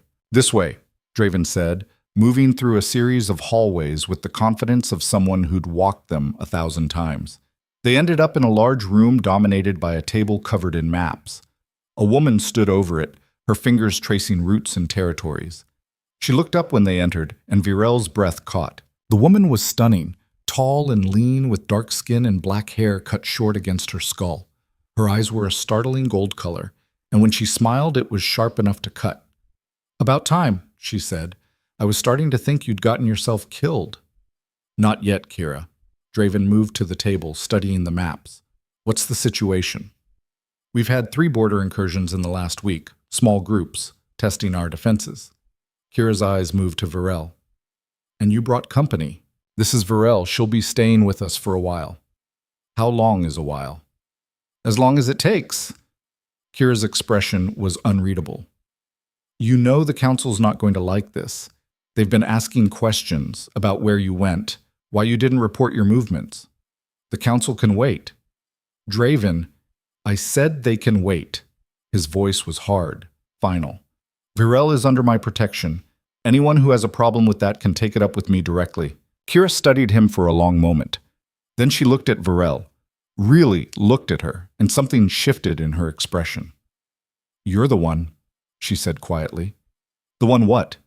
Varel asked. "The sealed wolf. The rumors have been spreading for hours. They're saying you shifted in the middle of combat and made enemy wolves flee without even fighting." Varel's stomach dropped. "How?" "Someone from the Ashwin pack talked. Probably more than one someone. Word travels fast in the territories, especially when it's interesting." Kira tilted her head. "So it's true? You're a white wolf?" Varel didn't know how to answer that. She'd only shifted once. Didn't even know if she could do it again. "She is," Draven said, "which is why she needs protection, training, and absolute discretion." "You're asking a lot," Kira said. "If the council finds out you're harboring a white wolf..." "I'm not asking." The two of them stared at each other. Varel felt like she was watching a silent battle, some power struggle she didn't understand. Finally, Kira smiled. "Fine, but when this blows up in your face, don't say I didn't warn you." She gathered up the maps. "I'll brief the guard commanders. Make sure they know to keep their mouths shut. But Draven, you're playing with fire. White wolves haven't been seen in over a century. And the last one. I know what happened to the last one." Kira's expression softened slightly. "I hope you do." She left, closing the door behind her. Varel and Draven stood in the sudden silence, the weight of everything that had happened in the last 2 days finally settling over them. "What happened to the last white wolf?" Varel asked. Draven's jaw tightened. "They killed her. The council said she was too dangerous to live, too powerful, that her existence threatened the balance of power in the territories." Ice slid down Varel's spine. "And you think they'll try to do the same to me?" "I know they will, the moment they confirm what you are." He turned to face her fully. "Which is why we need to move fast. I need to teach you everything I can before they find out. How to fight. How to control your power. How to survive in a world that's going to see you as a threat." "Why?" The question burst out of her. "Why do you care? You don't know me. Don't owe me anything. So why risk everything to protect me?" Draven was quiet for a long moment. When he spoke, his voice was raw. "Because I failed my sister. Because I watched her die and I couldn't save her.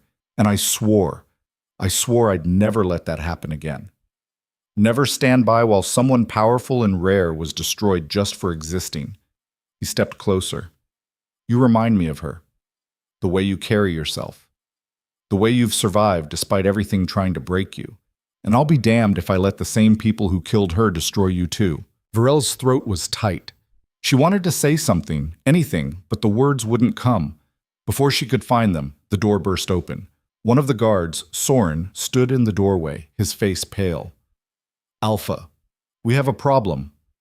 What kind of problem? The kind that's standing at our gates with 200 wolves demanding entry. Draven's expression went deadly. Who? Councilman Voss. He says he's here under official authority, says he has questions about a rogue wolf you've taken into your territory. Soren's eyes flicked to Virel. He's demanding you turn her over. Now. The world tilted. Virel grabbed the edge of the table to steady herself. They'd found her. Already. Less than a day after she'd left the Ashwin pack and the council had tracked her down. Draven's hands curled into fists. Tell Voss he can wait. Alpha, he has 200 wolves. If we refuse, then we fight. Draven's voice was ice. This is my territory, my pack, and I don't take orders from the council. If Voss wants Virel, he'll have to go through me to get her. Soren hesitated, then he nodded and left. Virel couldn't breathe, couldn't think. 200 wolves, an army, and they were here for her. I should go, she said. I should turn myself in. Before people get hurt, no. Draven caught her shoulders, forcing her to look at him. You're not going anywhere. This is exactly what they want, for you to be scared, to give up, to walk into their hands like a lamb to slaughter. But you're not a lamb, Virel. You're a wolf, and it's time you started acting like one. I don't know how. Then learn, fast. He released her and moved toward the door. Stay here. Don't come out no matter what you hear. Kira will keep you safe.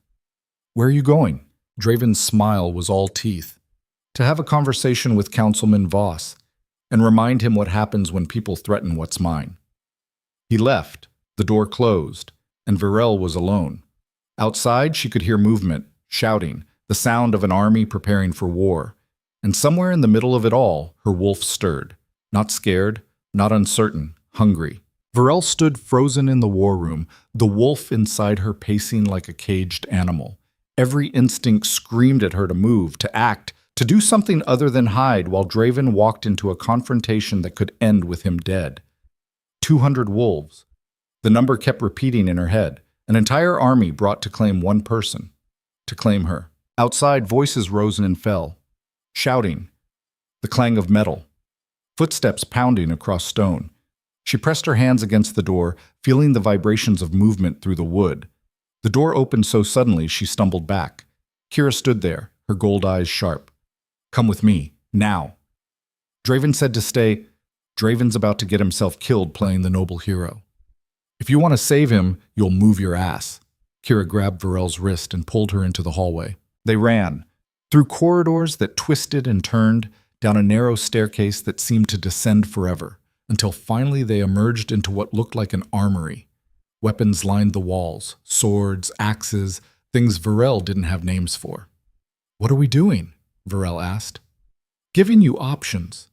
Kira moved to a chest in the corner and threw it open. Inside were clothes, dark, fitted, designed for movement. Put these on. Your current outfit screams victim. Virel looked down at herself, the worn sweater and pants that had been her uniform for years. Kira was right. She looked like someone who expected to be hurt. She changed quickly, pulling on the dark pants and fitted shirt. They were too big. Kira was taller, broader. But they'd do. Better, Kira said. She tossed Virel a leather jacket. Now listen carefully. Draven's at the gates right now trying to negotiate with Voss. But Voss didn't bring 200 wolves to talk. He brought them to intimidate, to make Draven choose between you and his pack. Then I should go. Before what? Before you walk into their hands and let them execute you? That's what they do to white wolves, Virel. They don't imprison them. They don't banish them. They kill them, publicly, as a warning to anyone else who might be too powerful. Virel's hands shook as she zipped the jacket. Then what am I supposed to do? You're supposed to stop acting like prey. Kira stepped closer, her voice dropping. I don't know what Draven sees in you. Don't know if you're actually as powerful as the rumors say, but I know one thing. Right now, you're the leverage Voss is using against him, and the only way to remove that leverage is to prove you're not worth the trouble. How? Kira smiled, sharp and dangerous. By showing them what happens when they threaten a white wolf. Before Varel could respond, an explosion rocked the fortress. The floor shook. Dust rained from the ceiling. Somewhere above them, people were screaming. Kira cursed and grabbed a sword from the wall. "They're not waiting. Come on!" They ran back up the stairs, emerging into chaos. The main courtyard was a war zone. Wolves, both in human and animal form, clashed in brutal combat. Voss's forces had breached the gates, pouring through like a flood. Varel saw Draven immediately. He was in the center of it all, his black wolf massive and bloodied, fighting 3 enemies at once. He was holding his own, but barely.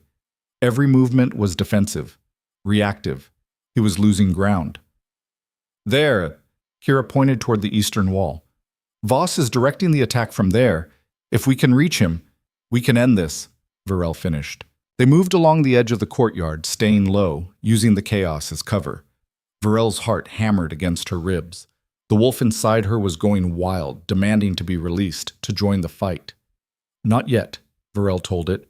"Not until we're close enough." Councilman Voss was exactly what she'd expected. A thin man with silver hair and cold eyes, flanked by guards who looked like they ate steel for breakfast. He stood on a raised platform, watching the battle with the detached interest of someone watching chess pieces move. "How do we get past the guards?" Varel whispered. Kira's smile was feral.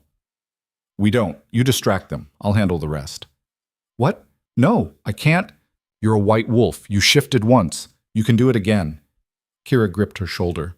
"Trust yourself. Trust your wolf. And whatever you do, don't hold back."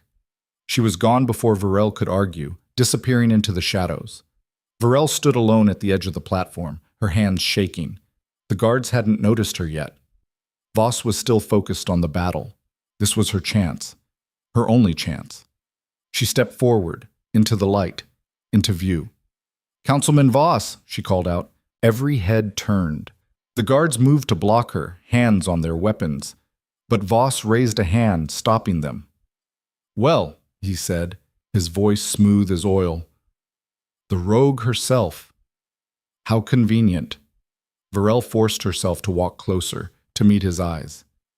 "You want me? Here I am. Call off your wolves and I'll come quietly." Voss tilted his head, studying her. "You expect me to believe you'd surrender? Just like that? I expect you to stop killing innocent people over something I didn't ask for." "Innocent?" Voss smiled, but it didn't reach his eyes. "Tell me, Miss Ashwin, do you know what happened the last time a white wolf appeared in our territories?" "She was murdered by the council. She was executed after she lost control and slaughtered 17 wolves in a single night." Voss descended from the platform, moving toward her with measured steps. "White wolves are not natural, child. They're aberrations, mutations.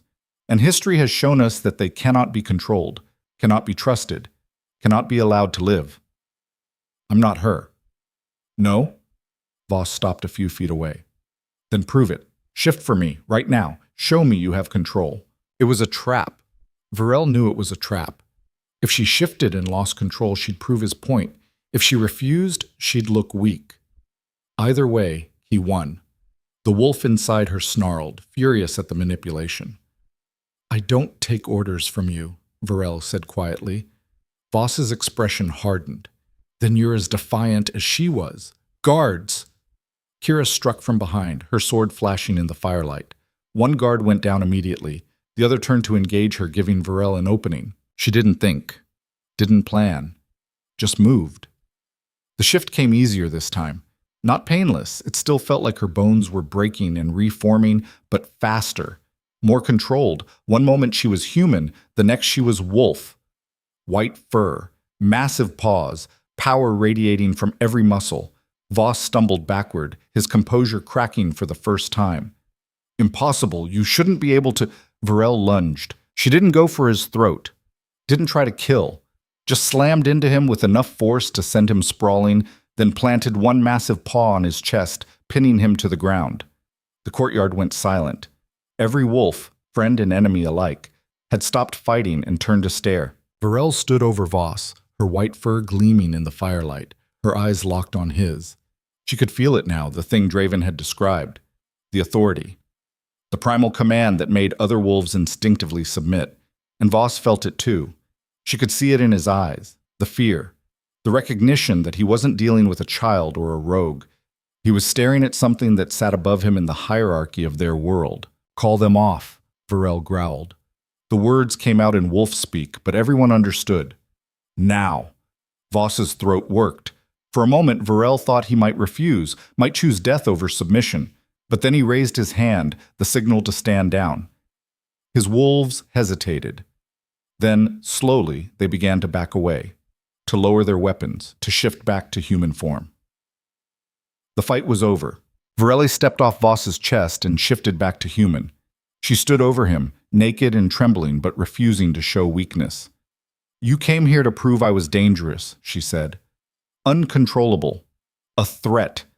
But I could have killed you, could have torn out your throat. Instead, I let you live. So tell me, Councilman, who's the real monster here? Voss sat up slowly, his silver hair disheveled. For a long moment, he just stared at her. Then, incredibly, he laughed. You have spine, girl. I'll give you that. He stood, brushing dirt from his clothes. But this isn't over. The council will want answers, want assurances that you won't become what the last one became. Then the council can come talk to me directly. Draven's voice cut across the courtyard. He'd shifted back to human, bloodied but alive. Instead of sending lackeys to do their dirty work, Voss's expression tightened. Careful, KL. Your father's position only protects you so far. My father's dead. Has been for 5 years. I earned my position. Draven moved to stand beside Varel, his presence solid and reassuring. And I'm telling you now, Varel stays under my protection. Anyone who wants her goes through me first. The council won't accept that. Then the council and I will have problems. Draven's smile was all edges. Problems I'm more than happy to resolve the old-fashioned way. The threat hung in the air. Voss looked between them, the white wolf and the alpha king, and seemed to calculate his odds.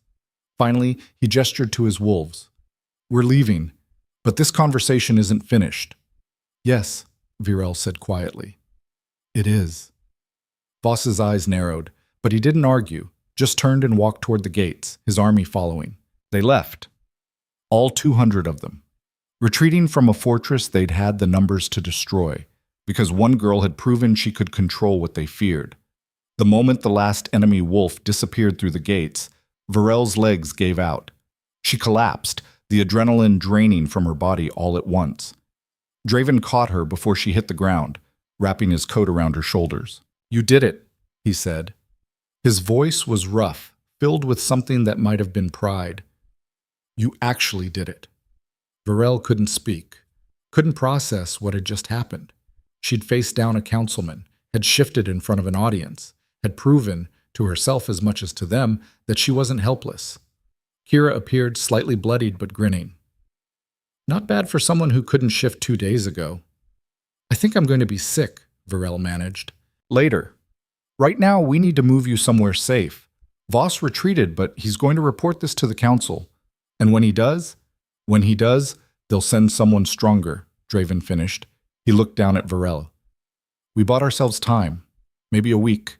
Maybe less. We need to use it. Use it how? Varel asked. Training. Hard training. If the council comes for you again, you need to be ready. Need to be able to defend yourself without my help. The prospect should have terrified her. Instead, Varel felt a strange sense of calm. The wolf inside her had gone quiet, satisfied. For the first time in her life, she'd fought instead of running, had stood her ground instead of cowering, and it had worked. Okay, she said. Teach me. The next 5 days were brutal. Draven woke her before dawn and ran her through drills until her muscles screamed. Shifting exercises, human to wolf and back again, over and over until she could do it in seconds instead of minutes. Combat training, how to use her size and strength, how to read an opponent's movements, how to turn defense into offense. But it wasn't just physical. Draven also taught her the politics of their world, the structure of the council, the territories and the alphas who controlled them, the alliances and grudges that shaped pack dynamics. The council is made up of 7 members, Draven explained one evening as they sat in the war room. Maps covered the table, territories marked in different colors. They're supposed to be neutral, supposed to maintain order and prevent wars between packs. But in practice, they're politicians. Each one represents different interests, different power bases. And Voss? Varel asked. Well, Voss represents the old families, the ones who think bloodline is everything, who believe only certain wolves deserve power. Draven's jaw tightened. He's been trying to consolidate control for years, and a white wolf, a powerful white wolf, threatens that. Because if you exist, if you prove that power can come from unexpected places, it undermines everything he's built his authority on. Varel traced one of the territorial lines on the map. So he'll keep coming, unless you give him a reason not to. Like what? Draven looked at her, his expression serious. Like proving you're not a threat to the council's authority, or, he paused, like becoming powerful enough that attacking you would cost more than it's worth. You're talking about making me untouchable. I'm talking about making you essential. He leaned forward. The territories are unstable right now. Small conflicts everywhere, pack disputes, territory challenges, rogues causing problems. The council's supposed to handle it, but they're spread too thin. If you could help, if you could prove yourself useful, they might decide you're worth keeping alive. Varel sat back, processing. You want me to become a problem solver, a tool they can use. I want you to become someone they need. It's the only way to guarantee your safety long term. The idea sat uneasily in her gut. She'd spent her whole life being used, being treated like a burden. The thought of volunteering for that role, even strategically, made her skin crawl. But the alternative was spending the rest of her life running, hiding, waiting for the next assassin. What kind of problems? She asked. Draven pulled out a different map, this one marked with red X's. 3 weeks ago, a pack in the Eastern Territories went dark. No communication, no trade. We sent scouts. They found the compound abandoned. No bodies, no signs of struggle, just empty. That's impossible. Packs don't just disappear. This one did, and 2 days ago we got reports of the same thing happening to a smaller pack near the border. Draven's expression was grim. Something's out there, something strong enough to make entire packs vanish without a trace. And you think I can help find out what? I think your wolf can sense things normal wolves can't. I've seen it. The way you reacted during the attack on your old pack, you knew something was wrong before anyone else did. He met her eyes. If we can find out what's taking these packs, stop it before it spreads. The council will have to acknowledge you, have to see you as an asset instead of a threat. Varel looked at the red X's on the map. 2 packs. Gone. Just like that. The smart thing would be to refuse. She was barely trained, barely in control of her wolf. Going after something powerful enough to destroy entire packs was suicide. But the smart thing had never gotten her anywhere. When do we leave? She asked. Draven smiled. Tomorrow. At first light. That night, Varel stood on the fortress walls, looking out at the mountains. The wind was cold, sharp with the promise of snow. Below, the pack went about their evening routines, cooking, talking, preparing for the next day. She'd been here less than a week, but already this place felt more like home than the Ashwin compound ever had. The wolves here didn't treat her like she was broken. They treated her like she was dangerous. It should have bothered her. Instead, it felt like respect. Can't sleep? Varel turned. Kira stood a few feet away, wrapped in a thick cloak. Too much on my mind, Varel admitted. Draven told me about tomorrow, about the missing packs. Kira moved to lean against the wall beside her. You don't have to do this, you know. Don't have to prove anything to anyone. Don't I? No. Kira's voice was firm. You've already proven more than most wolves do in a lifetime. You survived being sealed, survived being outcast, survived an army coming for your head. You don't owe the council anything. But I owe Draven. He risked everything to protect me. He risked everything because he wanted to, because he saw something in you worth saving. Kira paused. Don't confuse gratitude with obligation. Varel was quiet for a moment. Why are you telling me this? Because I've seen what happens when people try to earn their place in this world. When they push themselves too hard, too fast, trying to prove they deserve to exist. Kira's expression was sad. Draven's sister did that. Pushed herself until there was nothing left to give. And it killed her. The words hung heavy between them. Varel thought about Draven's face when he talked about his sister. The pain that still lived in his eyes. I'm not trying to get myself killed, Varel said. I'm trying to survive. And if that means being useful, being needed, then that's what I'll do. Kira studied her for a long moment. Then she nodded. Just remember, survival isn't the same as living. Don't lose yourself trying to become what they want you to be." She left, her footsteps fading into the darkness. Varel stood alone on the wall, Kira's words echoing in her head. She thought about the girl she'd been a week ago, small, scared, convinced she was broken. That girl was gone. And Varel wasn't sure who she was becoming to replace her. But she knew one thing: she was never going back to being invisible, never going back to apologizing for existing. Whatever came next, she'd face it head on. Morning came too fast. Varel woke to Draven knocking on her door, already dressed in travel gear. They ate quickly. Bread and dried meat, and gathered supplies. Kira had prepared packs for both of them, filled with necessities and weapons. "The eastern pack that disappeared is called Rivercrest," Draven explained as they walked toward the gates. "Small pack, maybe 50 wolves. They were traders, mostly.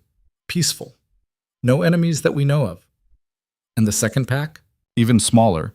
20 wolves, give or take, also peaceful." Draven's expression was troubled. Whatever took them wasn't motivated by territory or revenge, which makes it harder to predict. They reached the gates just as the sun broke over the mountains. Cole was there with 2 horses, actual horses, not vehicles. Varel stared at them. "We're riding." "Roads don't go where we're going," Draven said. He swung up onto the larger horse with practiced ease. "You know how to ride?" "No. You'll learn." The next hour was humiliating. Varel had thought learning to shift was hard. Learning to stay on a moving horse was somehow worse. She fell twice before they even left the fortress valley. But eventually, painfully, she figured it out. And once she did, once she found the rhythm of the horse's movement, it was almost peaceful. They rode in silence for hours, following narrow trails through dense forest. The landscape grew wilder the further they traveled. Fewer signs of habitation, more evidence of nature reclaiming territory. "We're close," Draven said finally. "Rivercrest is just beyond that ridge." They dismounted and approached on foot, moving quietly. The forest was too quiet. No birds, no small animals, nothing. Just oppressive silence. The compound appeared through the trees, and Varela's breath caught. It was exactly as Draven had described. Empty. Buildings intact but abandoned. Doors hanging open. Personal belongings scattered as if people had dropped them mid-task and walked away. But that wasn't what made Varel's skin crawl. It was the smell. Wrong, rotten. Like something had died, but the body was never found. "Do you feel that?" Draven asked quietly. Varel nodded. The wolf inside her was going insane, pacing and snarling and demanding they leave immediately. They moved through the compound carefully, checking buildings. Everything was intact. No signs of violence, no blood, just absence. "This doesn't make sense," Draven muttered. "Where did they go?" Varel was about to answer when the wolf inside her screamed a warning. She spun around just as something moved in the shadows, fast and wrong and not quite solid. Draven. It hit her like a freight train. Not a physical body, but something else. Something that slammed into her mind instead of her body. Varel screamed, falling to her knees, her hands pressed against her temples. Images flooded through her, dark, twisted. Wolves walking into the forest one by one, their eyes empty, their movements mechanical. Something calling them, something ancient and hungry and patient. And then she saw it. The thing doing the calling. Not a wolf, not human. Something in between, something that should not exist. Draven was shouting, but his voice sounded distant. Varel tried to fight the images, tried to push them away, but they kept coming, kept showing her what had happened to the missing packs. They hadn't been killed. They'd been taken, consumed, absorbed into something that wore their shapes like clothes. The thing in the shadows moved closer. Varel could feel its attention on her now, could feel it reaching for her the way it had reached for the others. But when it touched her mind, something happened. The white wolf rose to meet it, not with fear, with fury. The thing recoiled, surprised. Varel felt its confusion, its shock that something could resist. And in that moment of hesitation, she struck back. She didn't know how she did it, didn't understand the mechanism, but she shoved her power outward, all the authority and presence that made other wolves submit, and she drove it straight into the thing's consciousness. It shrieked, a sound that existed only in her head. and fled. Retreating into the forest, into whatever dark place it had come from. Varel collapsed, gasping. Draven was there immediately, his hands on her shoulders. What happened? What did you see? Not wolves, Varela managed. Not rogues. Something else. Something that takes them, wears them. She looked up at him, her eyes wide. And it's still out there. Draven's expression went hard. Can you track it? Varel reached out with her senses, following the trail the thing had left in her mind. It was faint, fading, but still there. Yes, she said. I can find it. They left the horses and moved through the forest on foot, following the trail only Varel could sense. It led them deeper into the wilderness, away from any pack territory, into places that felt old and wrong. Finally, they reached a clearing. In the center was a cave mouth, dark and yawning like an open wound. It's in there, Varel whispered. Draven shifted without a word, his black wolf massive and ready. Varel followed, her white wolf emerging more smoothly now, almost natural. They entered the cave together. The darkness inside was absolute, but their wolf eyes adjusted. The cave went deep, twisting downward, and the further they went, the stronger the wrongness became. They found it in a chamber at the very bottom, the thing that had taken the packs. It was huge, amorphous, made of shadows and stolen shapes. Parts of it looked almost like wolves, but twisted, corrupted. When it saw them, it laughed. A sound like breaking glass. Another one, it said, its voice multiple voices speaking at once. Another white wolf. I've been waiting so long.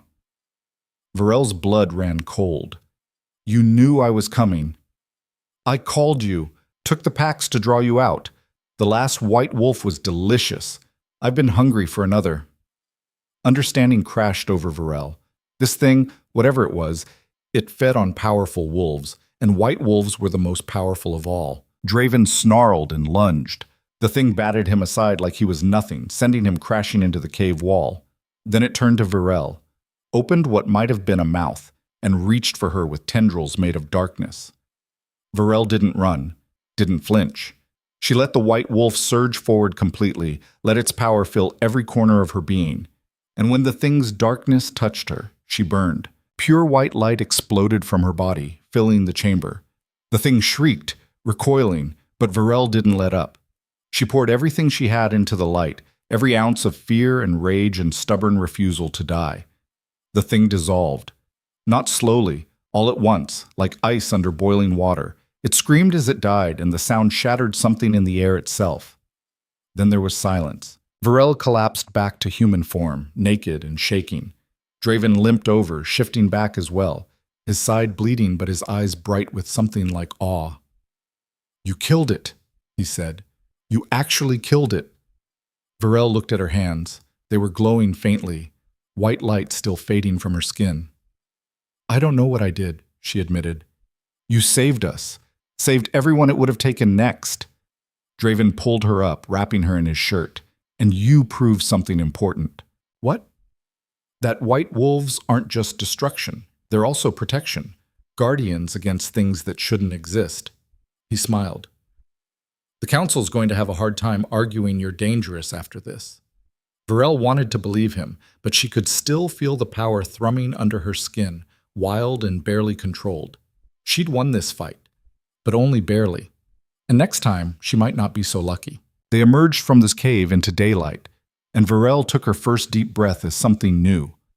Not a victim, not broken, not even just a survivor, something more. The ride back to Shadow Peak took 2 days. Varel spent most of it in silence, replaying the fight in the cave over and over in her mind. The thing had been ancient, powerful, and she'd destroyed it with light that came from somewhere deep inside her, somewhere she didn't know existed. Her hands still trembled when she thought about it. The way the creature had reached into her mind, trying to consume her the way it had consumed the others. The way her wolf had risen to meet it, not with fear, but with something that felt like recognition. Like the white wolf had known exactly what that thing was, and exactly how to kill it. Draven rode beside her, giving her space but staying close enough that she could feel his presence. He'd been quiet since they left the cave, but she'd caught him watching her when he thought she wasn't looking, not with suspicion, with something else, something that looked like concern mixed with curiosity. You're wondering if I'm okay, Varel said finally, breaking the silence. Draven glanced at her. Are you? I don't know. She pulled her jacket tighter against the cold. I killed something yesterday. Something that was probably older than both of us combined. And I did it without thinking, without planning. The wolf just knew what to do. That's what instinct is. Is it? Varel looked at him. Or is it something else? Something about being a white wolf that I don't understand yet. Draven was quiet for a long moment. When he spoke, his voice was careful. My sister used to ask the same thing, before she died. She'd say her wolf knew things she didn't, could do things that shouldn't be possible. The healers told her she was imagining it, that all wolves have strong instincts. But you didn't believe them. No, I watched her. I saw what she could do when she stopped fighting it. He paused. And I see the same thing in you. Your wolf isn't just strong, Varel. It's connected to something older, something the rest of us lost generations ago. The words should have scared her. Instead, they felt like confirmation of something she'd already suspected. The white wolf wasn't just a color variation. It was something else entirely. They reached Shadow Peak's gates just after sunset on the second day. The fortress looked different somehow, more solid, more real. Or maybe Varel was the one who'd changed. Hard to tell anymore. Guards opened the gates without question. Word had already spread. Varel could see it in their faces, in the way their eyes widened when they saw her. News traveled fast in pack territories, apparently. Faster when it involved impossible things being killed by wolves who weren't supposed to exist. Kira met them in the courtyard, her gold eyes bright with barely contained energy. The scouts confirmed it. Rivercrest Pack is returning, coming out of the forest in small groups, confused but alive. Whatever you did down there, it broke the hold that thing had on them. Varel dismounted clumsily, her legs shaking from 2 days of riding. They're really okay? Traumatized, hungry, missing chunks of memory, but alive. Kira moved closer, lowering her voice. Word spreading fast. About what you killed, about what you are. The council's going to hear about this within hours if they haven't already. Varel's stomach dropped. She'd known this moment would come, known that proving herself capable would draw exactly the kind of attention she didn't want. But knowing it and facing it were different things. Let them come, Draven said, his voice hard. Let the council see what she can do. Maybe they'll finally understand that white wolves aren't the threat they think they are. Kira looked skeptical but didn't argue. Get some rest, both of you. Tomorrow's going to be complicated. Complicated was an understatement. Varel woke the next morning to the sound of engines. Multiple engines, expensive and perfectly tuned. She stumbled to the window and looked down at the courtyard where a convoy of black vehicles was rolling through the gates. 5 vehicles. All of them official. All of them bearing the council's insignia. Shit, Varel breathed. She dressed in a rush, pulling on the dark clothes Kira had given her. Her hands were shaking so badly she could barely manage the buttons. This was it. The moment that would decide whether she lived or died. Whether the council saw her as an asset or a threat. The main hall was already packed when she arrived. Wolves lined the walls, all of them tense and watchful. At the center stood 5 people in formal dress, 4 men and 1 woman, all radiating the kind of authority that came from decades of unchallenged power. Councilman Voss was among them, his thin face carefully neutral. But Varel could see the tension in his jaw, the way his hands were clasped too tightly behind his back. He was afraid. They all were. Good. Draven stood facing them, dressed in formal pack leader attire that made him look older, more dangerous. When Varel entered, every head turned. The weight of their collective stare was like a physical pressure against her chest. The woman stepped forward. She was tall, probably in her 60s, with silver hair pulled back in a severe bun and ice blue eyes that missed absolutely nothing. She wore authority like armor, every movement precise and controlled. So, she said, her voice crisp and cool, this is the white wolf causing such disruption in our territories. Varel forced herself to walk forward, to meet that cutting gaze without flinching. I didn't ask to disrupt anything. No one ever does. The woman's mouth quirked slightly, not quite a smile. I'm Councilwoman Thorne. You've met Councilman Voss. This is Councilman Reed. She gestured to a heavy-set man with a gray beard. Councilman Jarrow, a lean man with sharp features, and Councilman Petrus, The last was younger than the others, maybe 40, with dark skin and calculating eyes. "We've come to assess the situation," Thorne continued, "to determine what should be done about you." "You mean, determine whether to execute me," Varel said flatly. Several council members shifted uncomfortably. Thorne's expression didn't change. "Direct. I appreciate that." Thorne moved closer, circling Varel slowly like a predator evaluating prey. "The last white wolf we encountered killed 17 wolves in a single rampage before we put her down. She claimed she couldn't control it, that the power was too much, too overwhelming. Are you going to make the same claim?" "No." Thorne paused. "No? I'm not going to claim anything." Varel turned to keep Thorne in sight. "I'm going to prove it.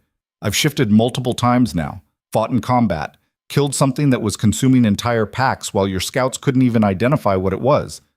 And I haven't lost control once." "Yet," Voss interjected sharply. "You haven't lost control yet." "Neither have you," Varel shot back. "Should we execute every wolf in the territories just in case they might lose control someday? Should we kill all alphas because they have the power to hurt people?" The silence that followed was thick and dangerous. Several council members looked uncomfortable. Voss's face went red. "You're being insolent," he said. "I'm being logical." Varel didn't back down. "You want to kill me for what I might do, not for what I've done. That's not justice. That's fear." Thorne held up a hand, cutting off Voss's response. "She makes a valid point. However," her eyes bore into Varel, "the precedent is clear. White wolves have proven dangerous in the past, unstable. The risk they pose to pack stability, to territorial peace, is outweighed by what they can do," Draven interrupted. He stepped forward, positioning himself beside Varel. "Your scouts have been investigating the Rivercrest disappearances for 3 weeks. They found nothing. Varel solved it in 2 days, killed a shadow feeder that's been hunting packs for months, saved 50 lives." Reed frowned, his gray beard bristling. "Shadow feeders are myths, stories to scare children." "Tell that to the 2 packs it consumed," Draven said coldly. "Or to the Rivercrest wolves who are still recovering from being mind-controlled and nearly devoured. I can arrange introductions if you'd like first-hand accounts." Jarrow leaned forward, his sharp features intense. "If such a creature existed, and I'm not conceding that it did, why didn't you report it immediately through proper channels?" "Because I was busy stopping one of your council members from executing an innocent wolf based on prejudice and fear," Draven said. His voice was ice. "Priorities." The tension in the room ratcheted higher. Voss looked ready to explode. Petrus was watching everything with calculating eyes. Reed looked troubled. Thorne held up both hands. "Enough. We're not here to argue protocol or past mistakes. We're here to make a determination about this girl's future." She turned back to Varel, her expression unreadable. "You claim you're in control, that you're different from the last white wolf. Prove it. Shift. Right here, right now. Show us this famous control. It was a test. A trap." If Varel shifted and showed even a hint of losing control, they'd execute her on the spot. If she refused, they'd call her a coward and execute her anyway. But she'd run from enough tests in her life. Varel stepped into the center of the room, giving herself space. Every eye was on her, every wolf in the hall holding their breath. She closed her eyes and reached for the wolf inside her. It came eagerly, surging forward with enthusiasm that would have terrified her a week ago. But Varel had learned, had practiced. She guided the shift instead of being swept away by it, controlling the transformation even as her bones cracked and reformed. The pain was still there. She didn't think that would ever fully go away, but it was manageable now, familiar. When she opened her eyes, the world had changed, colors sharper, scents overwhelming. She could hear heartbeats throughout the room, could smell fear and curiosity and anger. Her white fur caught the morning light streaming through the windows, making her look like she was glowing. She heard the collective intake of breath from the watching wolves, felt their stares like physical weight. But she kept her focus on Thorne, meeting the councilwoman's ice blue eyes with her own gold ones, showing control, showing awareness, showing that she was still herself, still thinking, still in command. Thorne didn't flinch, just studied her with that same calculating expression she'd worn since arriving. "Shift back," Thorne commanded. Varel did. The transition was smooth, practiced. Within seconds, she stood human again, breathing hard but controlled. One of the pack wolves had anticipated her need and tossed her a blanket, which she wrapped around herself quickly. Impressive, Thorn admitted. But control in a safe environment is different from control under stress, under genuine threat. Can you maintain that control when you're afraid? When you're angry? When someone you care about is in danger? Yes, Varel said simply. You sound very certain. I am. Varel lifted her chin. I've been afraid my entire life, afraid of being rejected, being hurt, being killed for existing. I've been angry too, so angry I wanted to destroy everything that ever hurt me. But I didn't. I controlled it, just like I control the wolf now. Thorn was quiet for a long moment. Then she turned to the other council members. Opinions? She's too dangerous, Voss said immediately. One demonstration doesn't prove anything. She could lose control tomorrow, next week, next month. We should eliminate the threat while we still can. She saved 50 lives, Petrus countered. Solved a problem our people couldn't. That's valuable. It's also terrifying, Reed said quietly. A wolf powerful enough to kill shadow feeders is powerful enough to kill us all. How do we protect ourselves from that? By not giving her a reason to want us dead, Jarrow said dryly. Novel concept, I know. Thorn held up a hand again. We need a decision, and we need it to be unanimous. She looked at each council member in turn. So here's what I propose. We test her. Properly. Put her through trials designed to stress her control. Combat. Mental pressure. Moral dilemmas. If she passes, we grant her provisional acceptance. If she fails, she didn't finish the sentence. She didn't need to. And if I refuse to be tested, Varel asked, then we default to precedent, Voss said with barely concealed satisfaction. Execution. For the safety of all territories. Draven's hands curled into fists. You're threatening her. We're offering her a chance, Thorn corrected. More than the last white wolf received. She can prove herself, or she can die. Her choice. It wasn't really a choice, but Varel had survived this long by making the best of impossible situations. Fine, she said. Test me. But when I pass, you leave me alone. No monitoring, no restrictions, no council observers following me around. I prove I'm safe, and you accept it. Thorn's eyes gleamed with something that might have been respect. Agreed. The tests begin tomorrow. Over the next 4 days, they put Varel through hell. Combat trials against increasingly skilled opponents. She fought Draven's best warriors, then Kira herself, then guards brought in specifically by the council because they were known for brutal efficiency. She won some fights, lost others, got her ass thoroughly kicked by a massive wolf named Garrett who moved like liquid death. But she never lost control, never let the wolf's fury override her judgment. They tested her shifting ability next. Forced transformations at random times, interrupted shifts halfway through, made her hold half forms that were agonizing, made her shift 50 times in a single day until her body screamed and her vision blurred. She did it all without breaking. Then came the mental trials. They brought in a specialist, a wolf with abilities Varel didn't fully understand, who could project fear directly into her mind. Virile experienced her worst memories on repeat. Being mocked as a child, Marcus's disappointed face, Thea's cruel laughter, the moment she'd thought Draven was going to die in the courtyard. She weathered it all. Came out the other side shaking and crying, but still herself.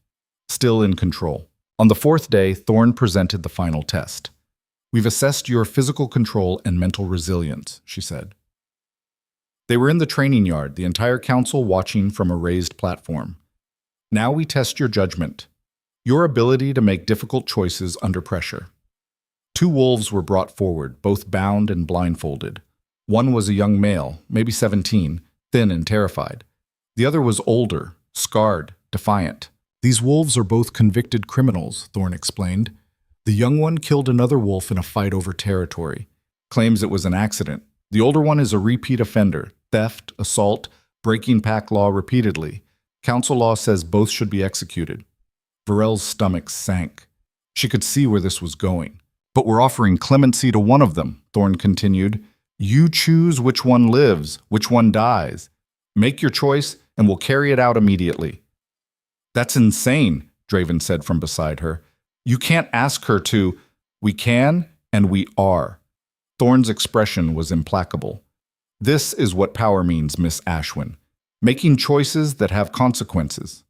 Choosing who lives and who dies. If you can't handle that responsibility, you're too dangerous to allow freedom. Varela looked at the two bound wolves. The young one was shaking, silent tears running down his face. The older one was stone-faced, resigned. What if I refuse to choose? Varel asked. Then both die, and you fail the test. It was a trap. Either choice would haunt her. Saving the young one meant condemning someone who might still change. Saving the older one meant letting a killer go free. And refusing to choose meant 2 deaths instead of 1. Varel closed her eyes, reaching for the wolf inside her, asking for guidance, for wisdom. The wolf's answer was simple. There is no right choice. Only the choice you can live with. Varel opened her eyes. I want to talk to them first. Thorn raised an eyebrow but nodded. The blindfolds were removed. Varel approached the young wolf first. Up close, he looked even younger, barely more than a child. What's your name? She asked quietly. Jasper. His voice shook. Tell me what happened, Jasper. He did, haltingly. A territorial dispute that got heated, an alpha who wouldn't back down. A fight that escalated faster than he could control. A death he hadn't intended. Varel listened without judgment, then she moved to the older wolf. And you? Marcus. Not the same Marcus from her old pack, but the coincidence still stung. I'm a thief. Been stealing from packs for years. Got caught, finally. He shrugged. No point lying about it. Do you regret it? Regret getting caught? He smiled bitterly. Not much else to regret. Packs hoard resources while rogues starve. Someone had to redistribute the wealth.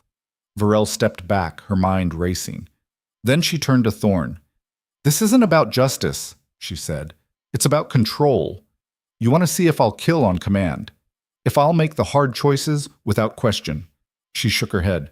I won't. I refuse. Then both die, Voss said, satisfaction in his voice. No. Varel's voice was hard. Neither dies. Because this entire test is built on a false premise. You said they're both condemned under council law. But council law also allows for appeals, for extenuating circumstances, for rehabilitation. You're ignoring your own laws to force me into an impossible choice. Thorn's expression was unreadable. You're refusing the test. I'm calling it what it is. A manipulation. You don't want to know if I can handle power. You want to know if I'll be your weapon. If I'll kill without question when you point me at someone. Varel stepped closer to the platform. But I'm not a weapon. I'm a person. And if that's not good enough for you, then we're done here. The silence was absolute. Every wolf in the yard was frozen, waiting to see what Thorn would do. Then, impossibly, Thorn smiled. Well done, she said quietly. Varel blinked. What? The test wasn't about the choice. It was about whether you'd make it at all. Thorn stood, addressing the other council members.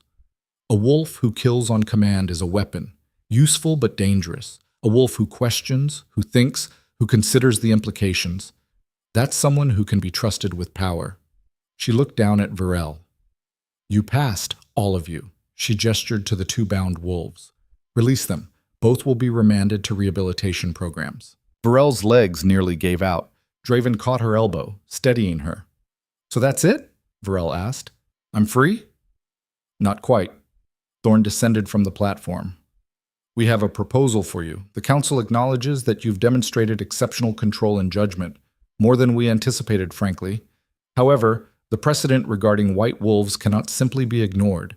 The fear they generate, the historical risk, these are real concerns. So what are you saying? I'm saying we have 2 options for you. Option 1, submit to monitoring, monthly check-ins, assessments, restrictions on your movements and activities, live under scrutiny for the rest of your life, but live. Thorn paused. Option 2, work for us. Varel's heart skipped. Work for you how? The Shadow Feeder wasn't the only supernatural threat in our territories. There are rogues we can't track, border disputes that turn violent, creatures and problems that normal wolves can't handle. We need someone with your particular abilities, someone who can go places and do things others can't. Thorn's expression was calculating. Work for the council. Handle the problems we send you. And in exchange, we grant you autonomy, protection, and freedom from the restrictions that would otherwise apply. It was recruitment. They wanted to use her, control her in a different way. But it was also survival. And if I refuse both options, Varel asked, though she already knew the answer. Then we default to precedent, Voss said. Execution, for the safety of the territories. Draven's voice was tight with barely controlled anger. You're giving her a choice between slavery and death. We're giving her options, Thorn said. More options than the last White Wolf received. She should be grateful. Varel looked at Draven, at Kira, who'd moved to stand nearby, at the fortress that had become more home in 2 weeks than the Ashwin compound had been in 23 years. She thought about the thing in the cave, about the Rivercrest wolves she'd saved, about power that could either destroy or protect depending on who wielded it.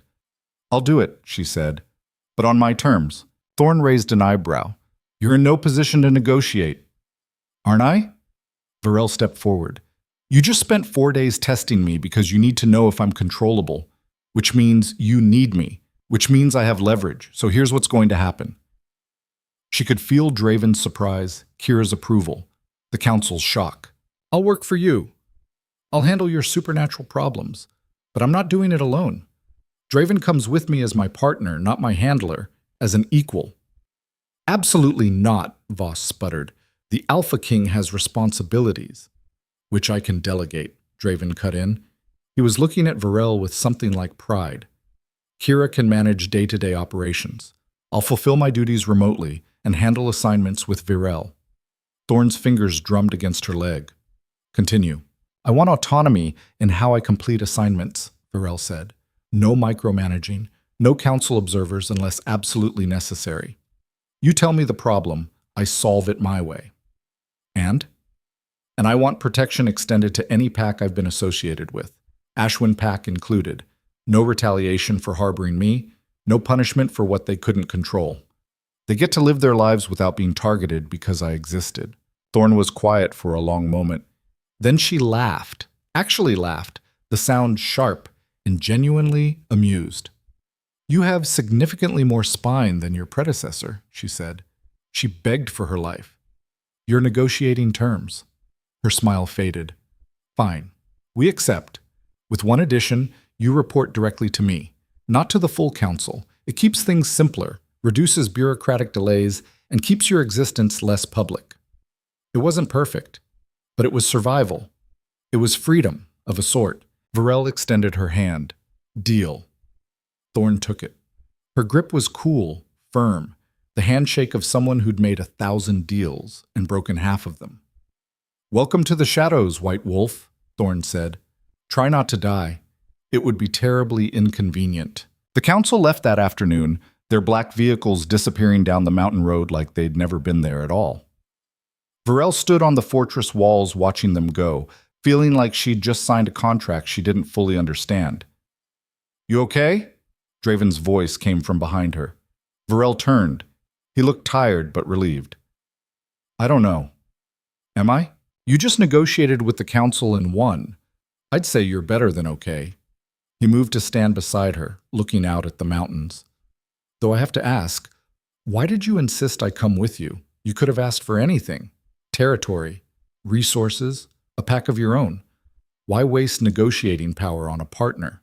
Varela was quiet for a moment, choosing her words carefully. Because I've spent my entire life alone. Completely alone. And I'm tired of it. Tired of fighting everything by myself. Tired of having no one I can trust. She looked at him. You saved me, Draven. Not just from Voss or the council. You saved me from believing I was worthless. And I'm not walking into whatever comes next without someone who actually gives a shit if I live or die. Draven's expression softened in a way she'd never seen before. You'll never have to. I meant what I said. We're in this together. Partners. Equals. Whatever comes next, we face it together. Whatever comes next, Virel echoed. They stood in comfortable silence as the sun set over the territories. Somewhere out there, threats were brewing. Problems that needed solving. Dangers that would test everything she'd learned. But for the first time in her life, Varel wasn't afraid of what was coming. She was ready for it. 2 weeks later, their first official assignment came through a coded message delivered by courier. A pack in the Western Territories was reporting disappearances. Wolves vanishing at night, leaving no trace. The local alpha had requested council intervention. Varel and Draven arrived 3 days later on horseback, riding through dense forest into territory she'd never seen. The pack that met them was small, maybe 40 wolves, and obviously frightened. The alpha was a woman named Serena, with gray streaks in her dark hair and scars that spoke of hard-won authority. She looked Varel up and down with obvious skepticism. "The council sent a child?" Her voice was flat, unimpressed. "The council sent me," Varel said evenly, "and I've handled worse than missing wolves." Serena's expression didn't change. "3 of my best scouts have vanished in the last 10 days. No bodies, no scent trails, no signs of struggle, nothing. My pack is terrified. If you can't help, don't waste my time with reassurances." Varel felt the old shame trying to creep in, the instinct to shrink, to apologize for existing. But she pushed it down hard. "Show me where they disappeared," she said. Serena led them to the edge of pack territory, near a ravine that cut through the forest like a wound. The air smelled wrong here, stale and cold in a way that had nothing to do with temperature. Varel shifted without being asked, her white wolf emerging smoothly. She heard Serena's sharp intake of breath, heard the whispers from the pack members who'd followed them. But she ignored it all and focused on scent. There. Faint but present. Something that didn't belong in this forest. Something that smelled like the cave, like the shadow feeder, but different, smaller, hungrier. She followed it to the ravine's edge and looked down into the darkness below. Something moved down there, quick and wrong.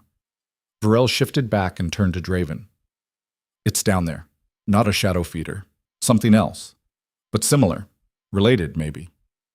"Can you handle it alone?" he asked. Varel thought about the cave, about the light that had come from her when she needed it most, about all the tests she'd passed and the power she was still learning to understand. "Yes," she said, "but I'd rather not." Draven smiled. "Good answer. Let's go together." They descended into the ravine side by side, found the creature hiding in a crevice, a twisted thing made of stolen shadows and malice, smaller than the shadow feeder, but no less dangerous. It had the missing wolves trapped in a kind of stasis, feeding on their fear. The fight was brutal. The thing was fast, slippery, hard to pin down. But Varel's light burned it away piece by piece until nothing remained but ash and the slowly waking forms of the rescued wolves. When they emerged from the ravine, Serena was waiting at the top. The skepticism was gone from her face, replaced by something that looked like wonder. "You're really a white wolf," she said quietly. Not a question. A statement. "I really am. I thought they were all dead, that the council had hunted them to extinction." "They tried." Varel met her eyes. "But I'm harder to kill than they expected." Serena was quiet for a moment. Then she smiled, genuine and warm. "Good. The territories need wolves who are hard to kill, need wolves who can fight things the rest of us can't even see." She extended her hand. Varel took it. "Thank you," Serena said simply. Those 2 words, freely given, meant more than any of the council's tests or treaties. Word spread after that. Every pack they helped, every problem they solved, added to the growing legend. The white wolf who worked for the council, but answered to no one. The broken Omega who'd become something the territories hadn't seen in generations. Not everyone was happy about it. There were challenges. Wolves who still believed the old prejudices, who saw Varel as an abomination that needed to be destroyed. There were attempts on her life, political maneuvering by council members who wanted more control over her assignments. But Varel faced them all, sometimes with Draven's help, sometimes with Kira, who'd started joining them on particularly dangerous missions, sometimes alone, learning, growing, becoming something she'd never imagined possible. 6 months after leaving Shadow Peak on their first assignment, Varel received a message that made her stomach drop. The Ashwin pack was requesting her help. She stood in the war room staring at the written request, her hands shaking. She hadn't been back to her old pack since the night of the attack. Hadn't wanted to face the place that had rejected her, the wolves who'd made her feel worthless for 23 years. "You don't have to go," Draven said gently. We can send someone else. The council will understand. No. Varel folded the message carefully.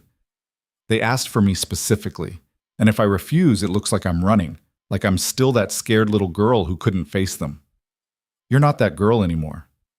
I know, that's why I'm going. They arrived at the Ashwin compound 2 days later. Marcus met them at the gates. He looked older somehow, the lines around his eyes deeper, his shoulders heavier with weight that had nothing to do with age. Virel, he said. His voice was complicated, shame and relief and desperate hope all tangled together. Thank you for coming. I know we don't deserve— What's the problem? Virel interrupted. No warmth, no forgiveness, just business. Marcus explained. Rogues had been raiding the borders for weeks. Not normal rogues. These ones were organized, led by someone smart and vicious. The pack's warriors couldn't track them, couldn't predict their movements. People were getting hurt. I need your help, Marcus said quietly. I know I have no right to ask after everything after how I— He stopped, swallowed hard. But innocent wolves are dying. Please. Virel looked at him, at this man who'd been her alpha her entire life, who'd given her scraps and called it kindness, who'd looked away when she needed help and called it mercy. I'm not doing this for you, she said flatly. I'm doing it because wolves are getting hurt. Show me the attack sites. She spent 3 days tracking the rogues, found their camp in the deep forest, confronted their leader, a bitter wolf named Cain, who'd been exiled from his pack years ago and had been nursing his grudge like a wound that never healed. The fight was savage. Cain was skilled, angry, fighting with the desperation of someone with nothing left to lose. He landed hits that would have killed the old Virel. But she wasn't that person anymore. When she finally stood over him, her white wolf blazing with barely restrained power, she gave him the same choice she'd wanted when she was powerless. Leave, she said. Go south, beyond council jurisdiction. Start over somewhere else. Make a different choice. Or, Cain gasped, blood on his teeth. Or die here. Your choice. Make it fast. He left, limping and beaten, but alive. When Virel returned to the compound, the entire pack was waiting. Not just Marcus. Everyone. Thea, Garrett, Morna, Joran. All the wolves who'd spent years making her feel like nothing. They bowed, heads lowered, eyes averted, the traditional sign of respect for a superior wolf. Virel stood there looking at them, waiting for the surge of satisfaction. The vindication she'd dreamed about for years. It didn't come. Instead, she felt nothing, just a vast emptiness where the need for their approval used to live. I'm leaving, she said quietly, and I won't be back. Not for visits, not for ceremonies, not ever. Marcus stepped forward. Virel, please, we're sorry. We were wrong about you. If we could go back, change how we treated you. You can't. Virel's voice was flat, empty. And I don't need your apologies, don't need your respect, don't need anything from you. I survived despite you, built a life despite you, and that's all I'll ever need from this place. The knowledge that I proved every single one of you wrong. Thea spoke up, her voice small. We want to make it right. You can't. Virel looked at her. This woman who'd mocked her, belittled her, made her feel worthless. You don't get to reject someone for their entire life and then bow when they become useful.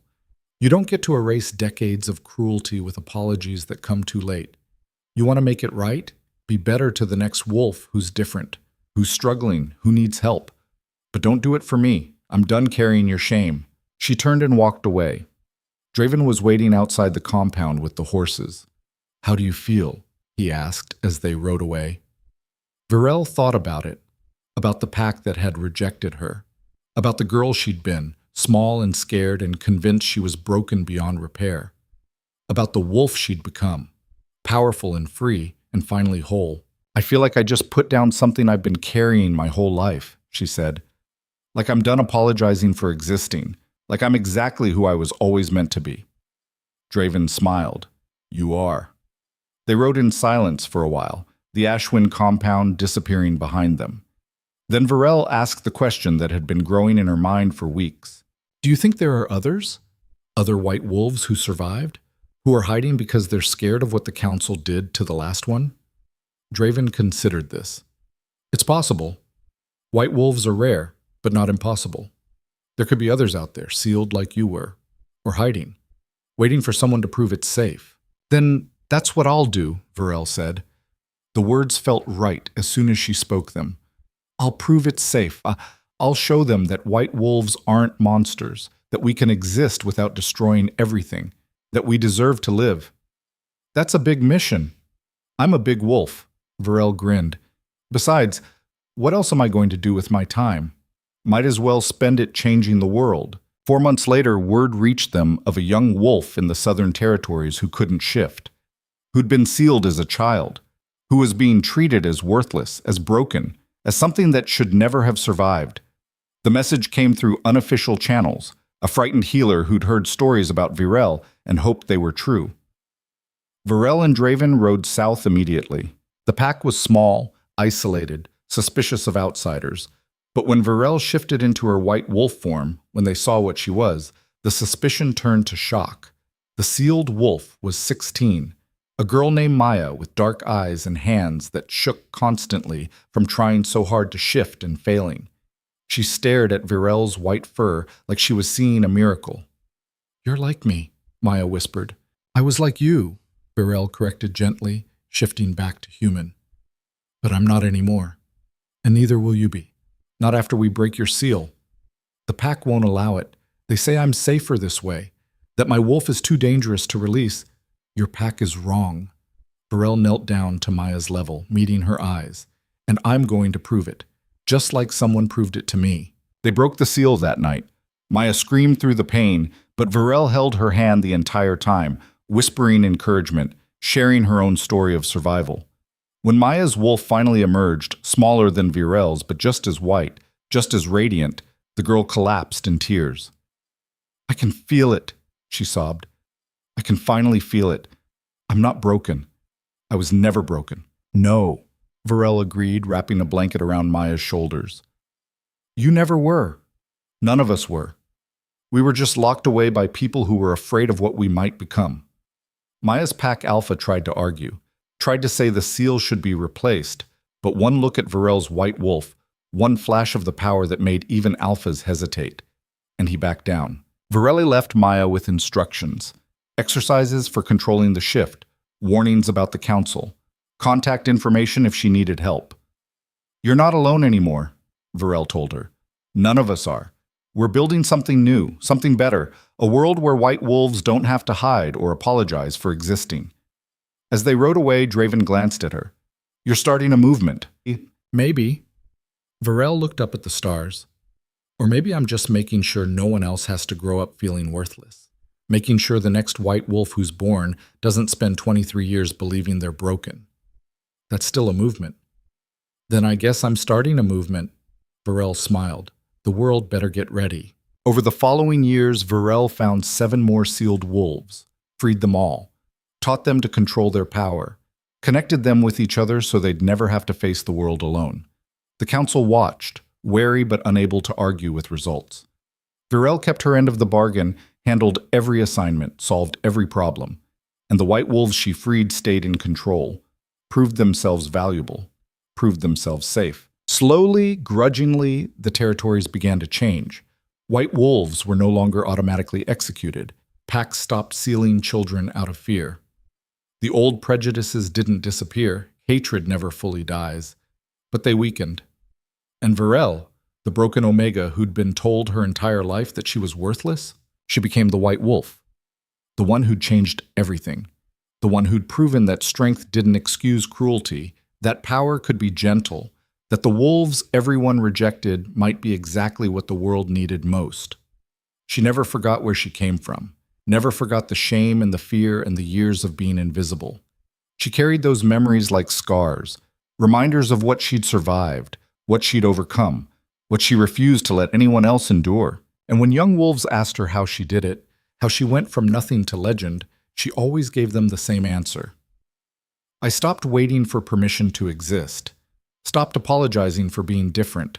Stopped trying to make myself smaller so other people would feel comfortable.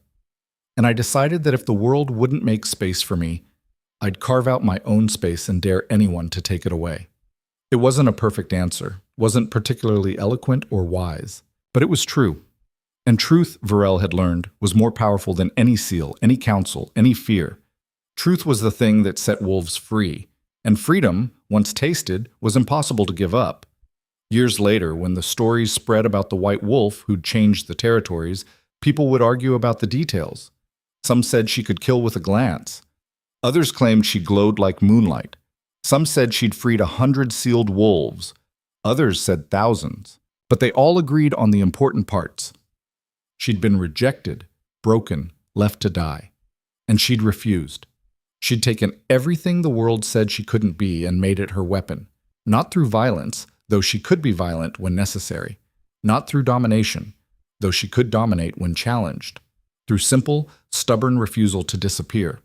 Through choosing, every single day, to be visible, to be powerful, to be whole. And in the end, that choice, that daily, difficult, deliberate choice, changed everything.